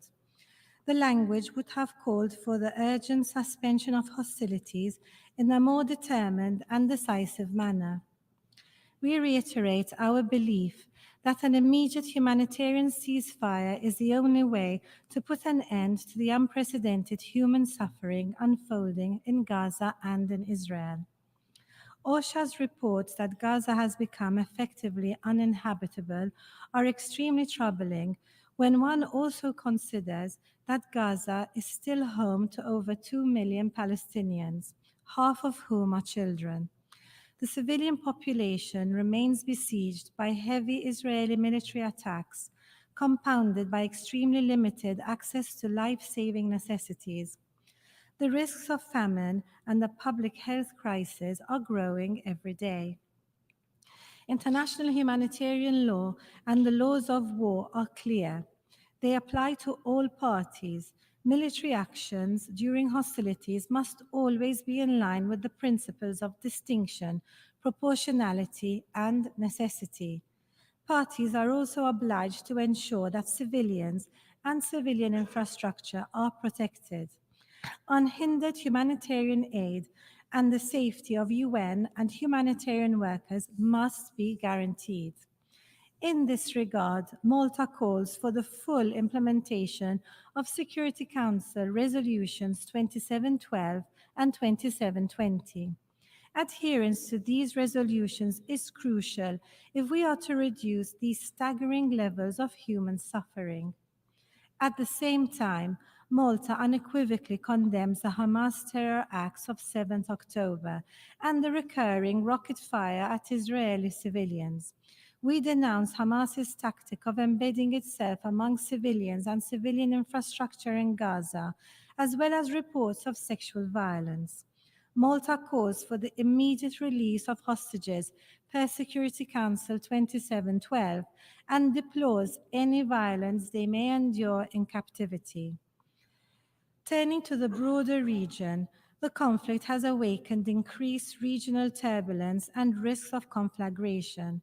Flashpoints of spillover in the West Bank, the Israeli-Lebanese border, and in the Red Sea are deeply concerning and must be mitigated as a matter of urgency. We call for all parties concerned to exercise restraint, de-escalate, and respect the norms of international law. As the Gaza hostilities persist, focus on immediate challenges is crucial, yet planning for the future is also imperative.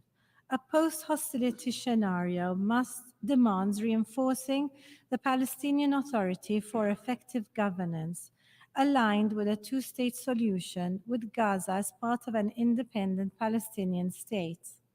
A serious strategic dialogue aimed at realizing these objectives is imperative. Malta reiterates its commitment to the realization of a two-state solution along the pre-1967 borders, addressing the legitimate aspirations of both sides, with Jerusalem as the future capital of two states, living side by side in peace and security, in line with the relevant Security Council resolutions and the internationally agreed parameters. Thank you. Je remercie la distinguée représentante de Malte. Je donne maintenant la parole au distingué représentant du Royaume-Uni.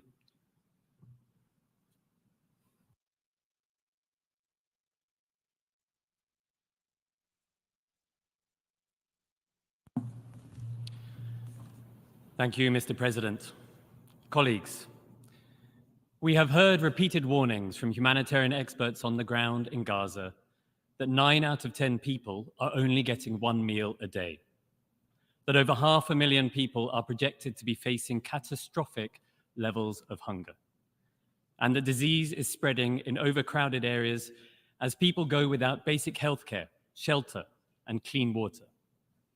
So it is devastating to hear that aid is still piling up outside Gaza, undelivered to those in desperate need.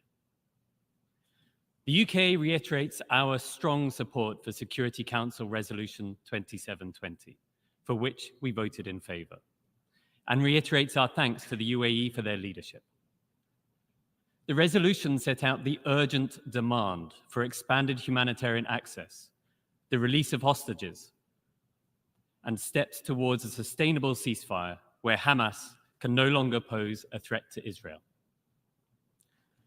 The UK, as a P5 member, considers the veto a heavy responsibility to be used in the interests of securing the peace and security that people around the world seek. It should be exercised responsibly and with caution. United Nations Security Council Resolution 2720 is definitive. It demands that the parties to the conflict allow, facilitate, and enable the immediate, safe, and unhindered delivery of humanitarian assistance throughout the Gaza Strip. We call on all parties to implement this resolution in full.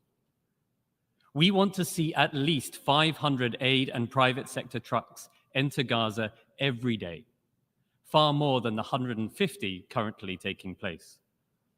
Israel should accelerate and rationalize its screening, clear the backlog of loaded trucks in Egypt, and do everything else it can to facilitate aid into Gaza.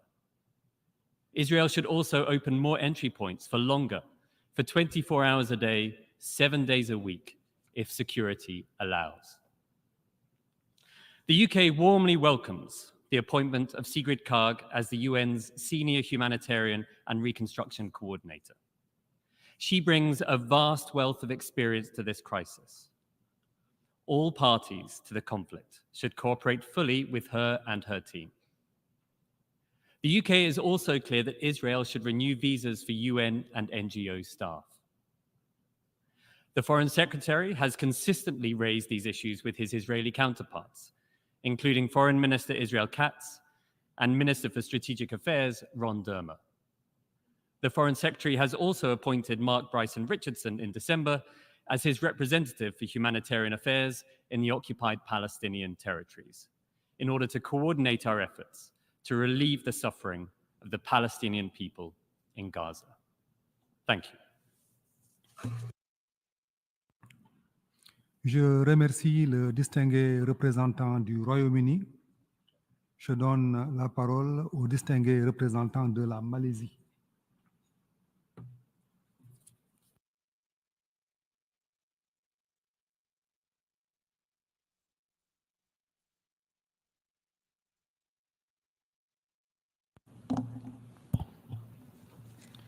Mr. President, my delegation and I would like to thank you for convening today's plenary meeting following the veto cast by a permanent member during the meeting of the Security Council on 22nd December 2023 under the agenda item, the situation in the Middle East, including the Palestinian question. While we welcome the convening of this meeting in pursuant of General Assembly Resolution 76262, we regret the exercise of the veto by a permanent member of the Security Council, which has led to this plenary meeting. The exercise of the veto prevented the adoption of an oral amendment calling for an urgent suspension of hostilities, which was proposed by another permanent member. Malaysia believes that the call for an urgent suspension of hostilities, which has received 10 votes in favor in the Security Council, would have made a significant difference if it was not vetoed. With the Security Council resolution calling for an urgent suspension of hostilities, the killings of innocent Palestinian civilians could have been stopped and more humanitarian aid could have reached those in desperate need. Alas, this did not come to pass due to the absence of unity in the Security Council over the Palestinian question. Unconditional support of a permanent member towards Israel has once again prevented the Security Council from discharging its primary responsibility under the Charter of the United Nations, leading to further loss of innocent lives on a daily basis. Mr. President, as it stands, the death toll in Gaza has reached more than 22,000, out of which about 70% are women and children. Tragically, more than 9,600 children have been killed. Many more are maimed and orphaned. At least 79 journalists and media personnel have also died, the highest number recorded in any conflict ever. In addition, 146 UN staff have also been killed. How many more innocent lives, humanitarian and health workers, media personnel, the elderly, women and children have to die before those opposing a ceasefire in the Security Council can see that enough is enough? My delegation continues to be appalled over Israel's continued belligerence in Gaza with excessive and disproportionate force, showing utter disregard towards its duty to protect civilian and civilian infrastructure. Hospitals continue to be targeted, and there is little protection for health and humanitarian workers. The flow of humanitarian aid into Gaza and throughout Gaza continues to be impeded. UN humanitarian agencies have long described the humanitarian condition in Gaza to be dire. 3 months into the war, Martin Griffiths, the head of UN OCHA, said that the people in Gaza face daily threat to their very existence, and Gaza is now uninhabitable. He warned that famine is looming and a public health disaster is unfolding in Gaza. 87% of the Gaza population, that is 1.9 million of Gazans, have been internally displaced a few times over. For a long time since the war began, there has not been any place that is safe in Gaza. Israel forces have been relentless in bombing the Gaza Strip, including in the south, where it had told Palestinians to evacuate to. We condemn and reject the calls by some Israeli ministers and legislatures for the Palestinians to be resettled out of Gaza. This brings to mind ethnic cleansing and is a clear violation of international law. Malaysia joins other member states in calling for the Security Council to shoulder its responsibility in maintaining international peace and security. The Council must act responsibly and decisively to stop Israel's unlawful collective punishment of the Palestinians. As the war in Gaza rages on, we will soon come to a point where any Security Council's action would only be too little too late. Let us be clear that those opposing a ceasefire would be complicit in the genocide of Gazans and have blood on their hands. Mr. President, the impunity enjoyed by Israel challenges the legitimacy of international law. It also undermines efforts towards a peaceful, just, and lasting solution to the conflict in accordance with the two-state solution. In this regard, Malaysia welcomes the decision by South Africa to institute proceedings against Israel before the International Court of Justice concerning violations by Israel of its obligations under the Convention on the Prevention and Punishment of the Crime of Genocide, or the Genocide Convention, in relation to Palestinians in the Gaza Strip. The proceedings against Israel before the ICJ is a timely and tangible step towards legal accountability for Israel's atrocities and violations of international law in Gaza and the occupied Palestinian territory at large.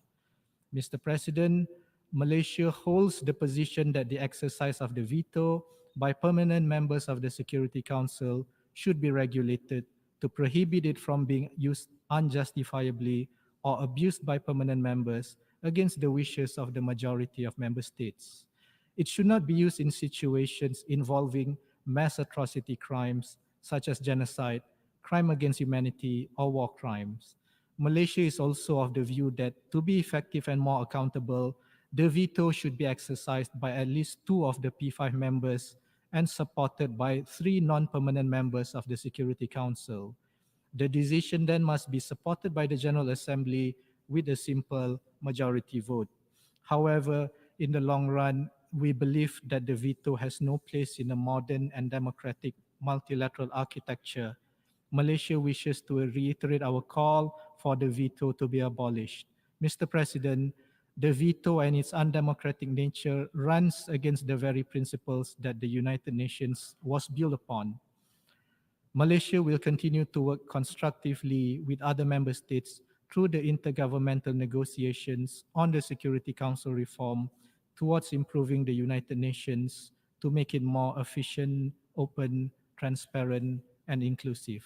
I thank you.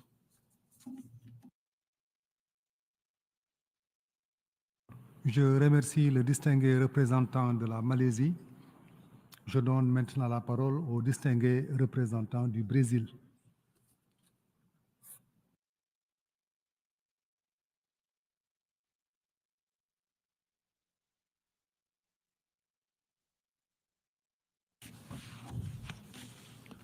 Mr. President, in the last days of its 2022-2023 mandate, as an elected member of the Security Council, Brazil voted in favor of both Resolution 2720 and the amendment proposed by the Russian Federation.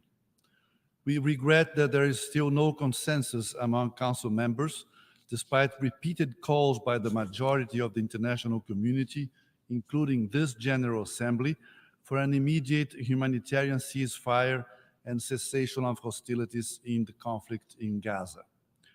The dire situation in Gaza worsens every day, and the remaining hostages have not been released. The protection of civilians in conflict is an obligation of all parties involved and should be respected at all times. No one is allowed to violate the strict norms of international humanitarian law. Following the adoption of Resolution 2720, Brazil welcomes the appointment by the Secretary General of Ms. Sigrid Kaag as the senior humanitarian and reconstruction coordinator for Gaza. We look forward to her contributions to alleviating the unbearable suffering of Palestinians in Gaza. We appreciate the efforts of all those who facilitate the use of available crossings by United Nations humanitarian agencies and their implementing partners.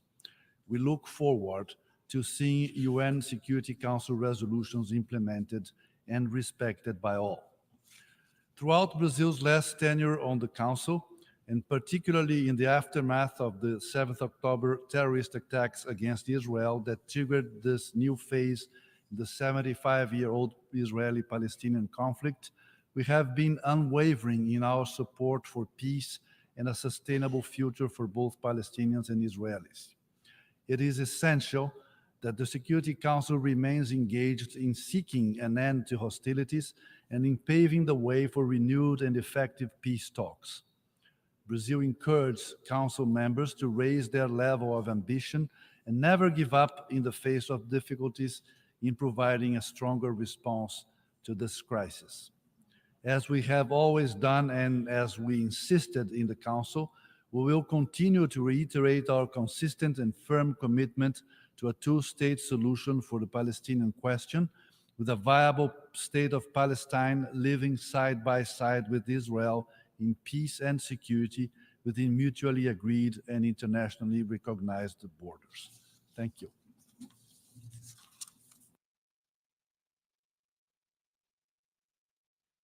Je remercie le distingué représentant du Brésil. Je donne à présent la parole au distingué représentant de l'Autriche.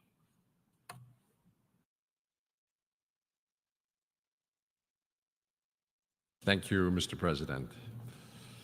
Dear colleagues, we gather here in the GA today once again because a veto was cast in the Security Council. That's why we're here to discuss this veto, and my remarks will focus on that. Austria's position on the situation in the Middle East and the desperate humanitarian crisis in Gaza has been outlined in detail on other occasions. Let me start by thanking the PGA for convening the meeting and the representative of the United States for outlining the reasons for casting the veto. As you know, the veto in question was cast against an oral amendment, and this makes it slightly different from previous instances where we met in the GA to discuss the use of a veto. This time, the Security Council was not prevented from acting. It was still able to adopt a resolution. In other situations, before there were situations regarding the Middle East as well, Syria, Mali, Ukraine, draft resolutions as a whole were vetoed and one or more permanent members blocked council action. But on December 22nd, a resolution on humanitarian aid for the Gaza Strip was adopted. We welcome that the Council thereby lived up to its mandate to maintain international peace and security in this particular case. In our view, the primary responsibility for the maintenance of international peace and security was discharged correctly in accordance with Article 24 UN Charter. The wider purpose of the veto initiative, as we understand it, was to hold the Council accountable to the General Assembly in case it is completely unable to act. Although the US vetoed an oral amendment proposal by the Russian Federation, it did not prevent the Council from discharging its function in this case. That's different from actions of permanent members in the other situations I referred to. While we have political understanding for the concerns of the US, we are, however, of the view that every veto in the Security Council should be met with the same consequences. We welcome, therefore, the holding of this debate to increase transparency. This whole initiative, the veto initiative, strengthened the General Assembly to react in situations regarding matters of peace and security. We also take note that the special report was submitted in a timely manner. Colleagues, the P5 have been accorded a special responsibility with their right to veto. We are relieved that in this case, the use of the veto did not hinder the Council in fulfilling its mandate. But we call on the Council members to put peace and people's lives in the center, to put national interests second, and enable the Security Council to effectively assume its role as guardian of international peace and security, especially in cases of humanitarian crises. Thank you. Je remercie le distingué représentant de l'Autriche. Je donne à présent la parole au distingué représentant de l'Afrique du Sud.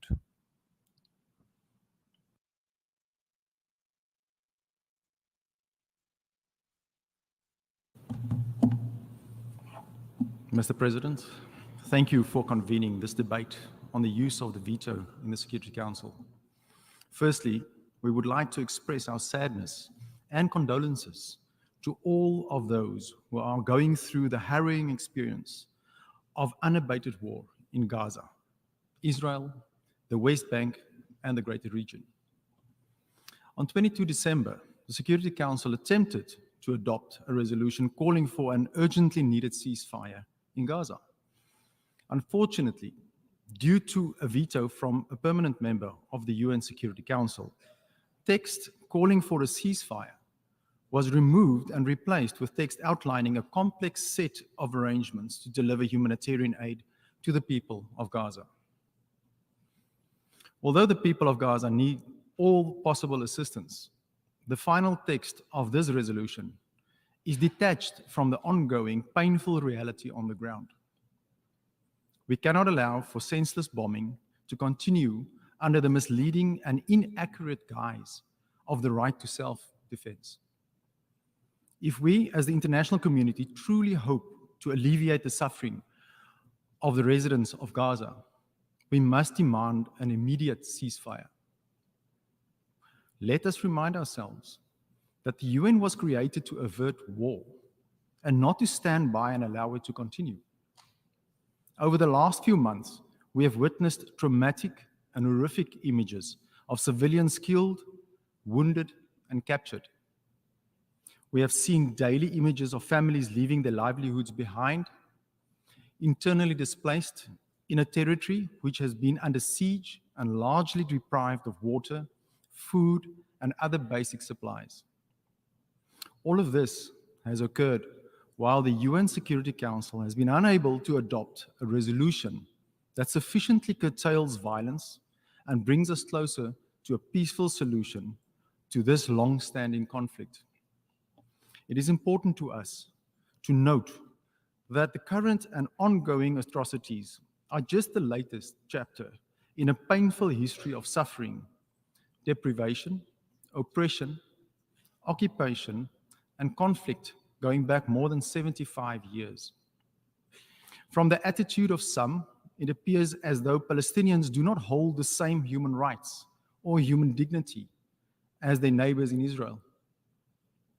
This is unacceptable and needs to change, and is reminiscent of the behavior of colonialism and subjugation that parts of the world, including Africa, incurred in the past. The ongoing bombardment of Gaza by Israel is creating one of the worst human-made humanitarian catastrophes.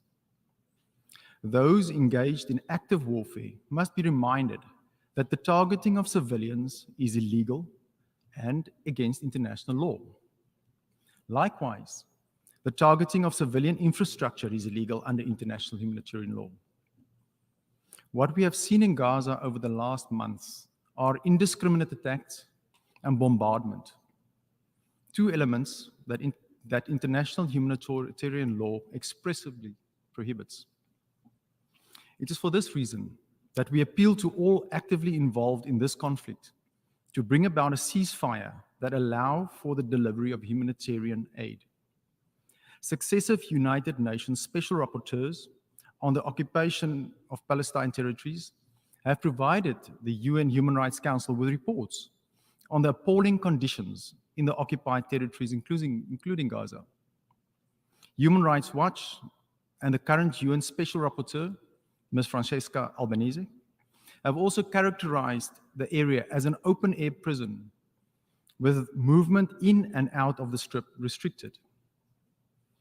Mr. President, the current military actions of Israel towards Gaza are also reminiscent of the collective punishment conducted by South Africa's apartheid government as it sought to destroy those fighting for their legitimate rights and freedoms. It is our obligation as members of the international community to prevent violations of international law and indiscriminate attacks against civilians. We cannot proclaim the importance of international law or the rules-based international order and the importance of the UN Charter in some situations, but not in others. For international law to be credible, it should be uniformly applied and not selectively. No country or people should be immune from its application. We must affirm that UN resolutions and international law matter. The international community cannot avoid its duty to act, and together we must shoulder the responsibility to remove obstacles to peace and violations of international law. It's for this reason that South Africa has submitted an application to the International Court of Justice to investigate crimes of genocide and to provide provisional measures to protect the rights of those living in Gaza. As we have repeatedly stated since the latest explosion of war engulfed Gaza, there must be an immediate cessation of acts of war between the two sides, the opening of humanitarian corridors, and a UN-led negotiation process towards resolving the Israeli-Palestinian conflict. We emphasize also that the solution must be led by the Palestinians and the Israelis themselves, which we hope will lead to a just and lasting peace that satisfies the human rights, dignity, and aspirations of all people on both sides of this conflict. We have to accept that no real and lasting peace in Israel, Palestine, and the region is possible in the absence of a just and comprehensive resolution of the conflict. Israelis, Palestinians, and the region do not stand to gain anything from escalated tensions, increased violence, growing instability, and continued and protracted violence and conflict. I thank you, Mr. President. Je remercie le distingué représentant de l'Afrique du Sud. Je donne à présent la parole au distingué représentant de la France.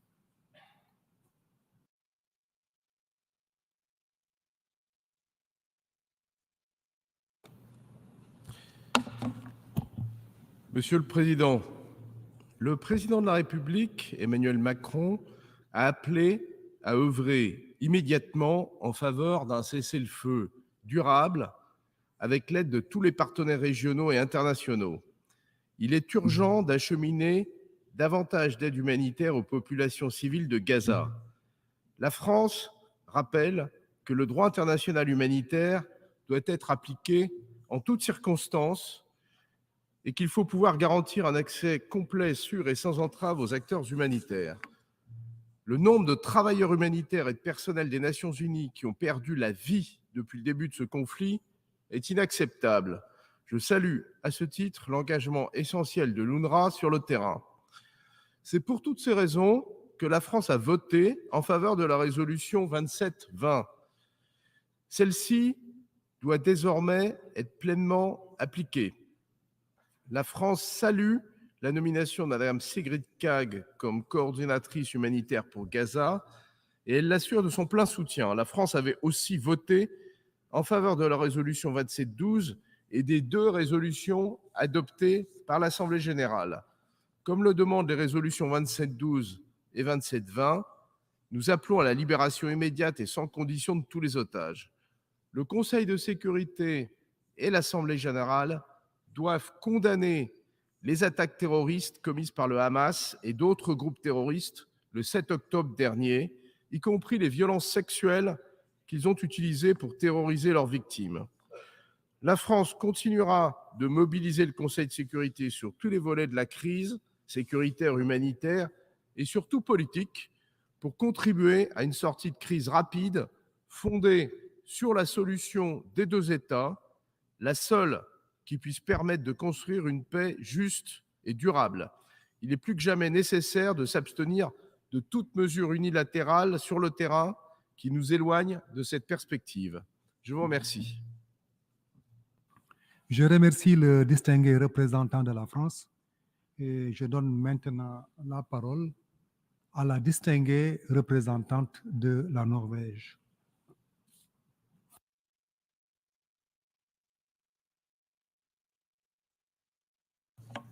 President, Norway co-sponsored the landmark veto initiative resolution 76262.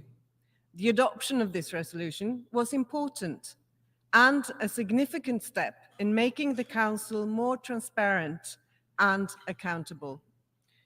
It is our opinion that all vetoes deserve to be held to account, including those cast on proposed amendments. We therefore appreciate the opportunity to meet today. President, the adoption of Security Council resolution on aid to Gaza on 22nd December was an important call for safe and unhindered humanitarian access to Gaza. For this to succeed, an immediate humanitarian ceasefire is urgently needed. We therefore regret the use of the veto on the proposed amendment to the resolution. As pointed out by the Secretary General, the international community has the responsibility to use all its influence to prevent further escalation and end the crisis in Gaza. The impending risk of collapse of the humanitarian system entails potentially irreversible implications for peace and security in the entire region and places the civilian population, especially children, in desperate conditions. Norway would therefore reiterate our call for a durable and sustained humanitarian ceasefire. The suffering in Gaza must stop. The hostages must be released. President, I would like to end by thanking the Presidency and members of the Security Council for sending the General Assembly the special report submitted pursuant to Resolution 76262. Further to this, we encourage the President of the General Assembly to send a summary from today's debate back to the Security Council. I thank you. Je remercie la distinguée représentante de la Norvège.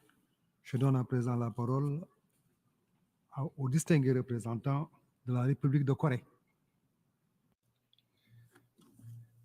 Mr. President, the catastrophe in Gaza is unimaginable.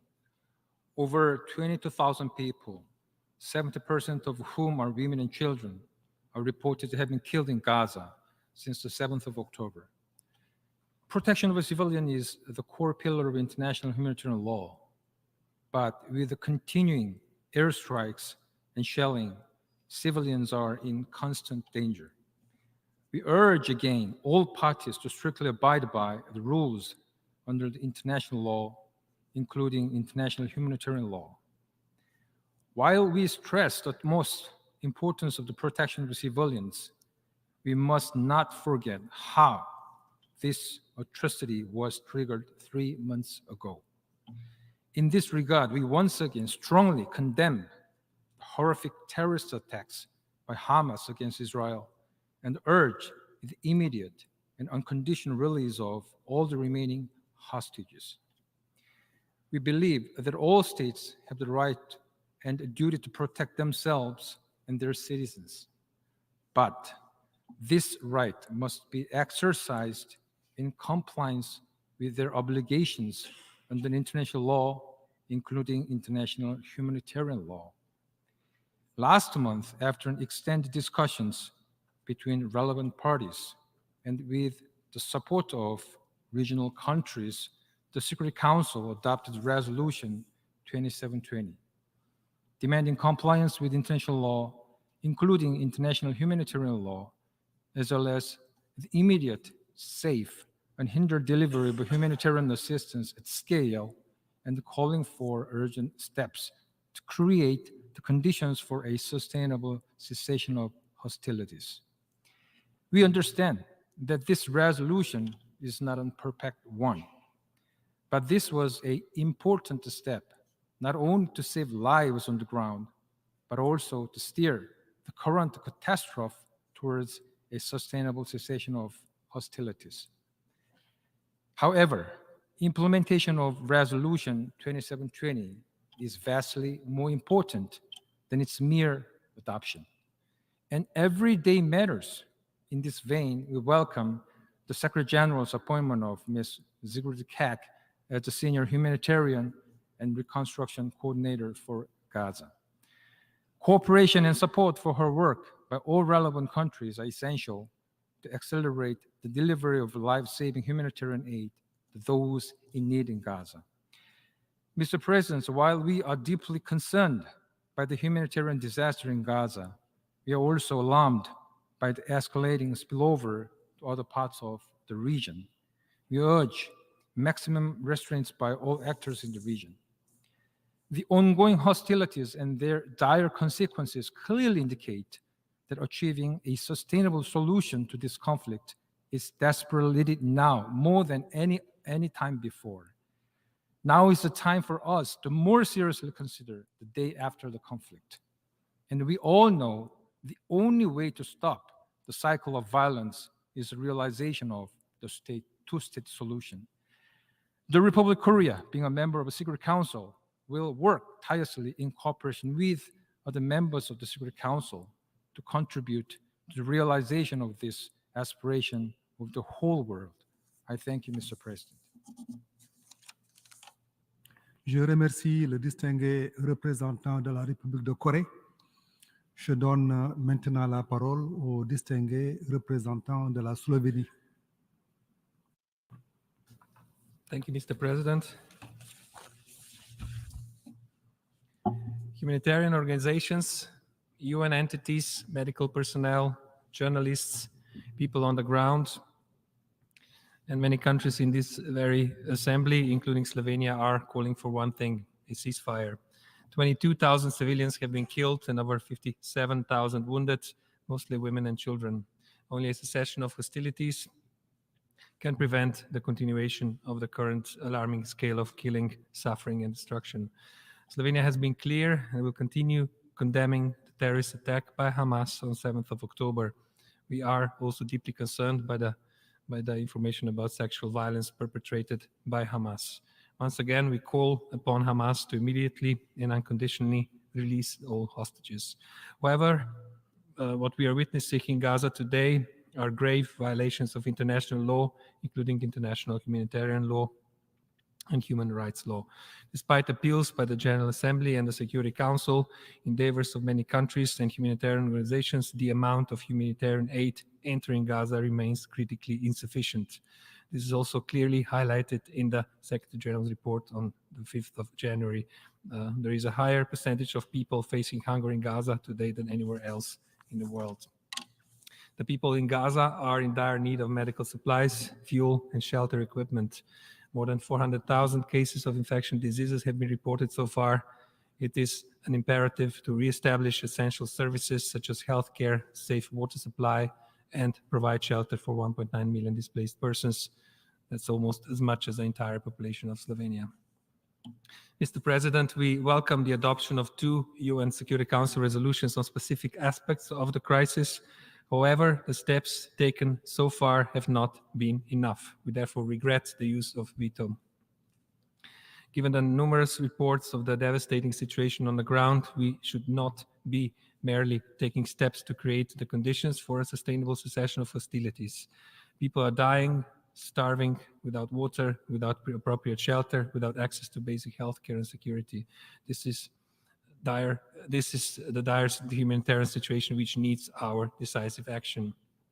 We therefore urge all parties to intensify efforts towards ensuring a safe and unhindered delivery of humanitarian assistance and to uphold the principles of international law, prioritizing the prevention of civilians. Mr. President, the General Assembly has been clear. 153 states called for ceasefire. In June last year, the same number of countries voted to elect Slovenia to serve as an elected member of the UN Security Council. We took on this new role with great sense of responsibility and with clear priority of protecting the most vulnerable. We can achieve that only by fully respecting international law, especially international humanitarian and human rights law. Nothing less should be acceptable. It is imperative that we take immediate action to alleviate the ongoing suffering and destruction occurring in Gaza. By doing so, we can begin to rebuild trust within the organization and demonstrate our commitment to uphold international law and protect the most vulnerable populations. It is only through responsible and decisive action that we can bring about a sustainable and lasting solution to human catastrophe in Gaza and embark on a meaningful political process that will lead to a two-state solution. I thank you, Mr. President. I thank the distinguished representative of Slovenia, and we have just heard the last speaker on the debate for this morning. We shall hear the remaining speakers this afternoon at 3 p.m. in this hall after the consideration of agenda item 13 as announced in the Journal of the United Nations. The General Assembly has thus concluded at this stage, the consideration of agenda item 63, and this meeting is adjourned. Thank you very much for your support.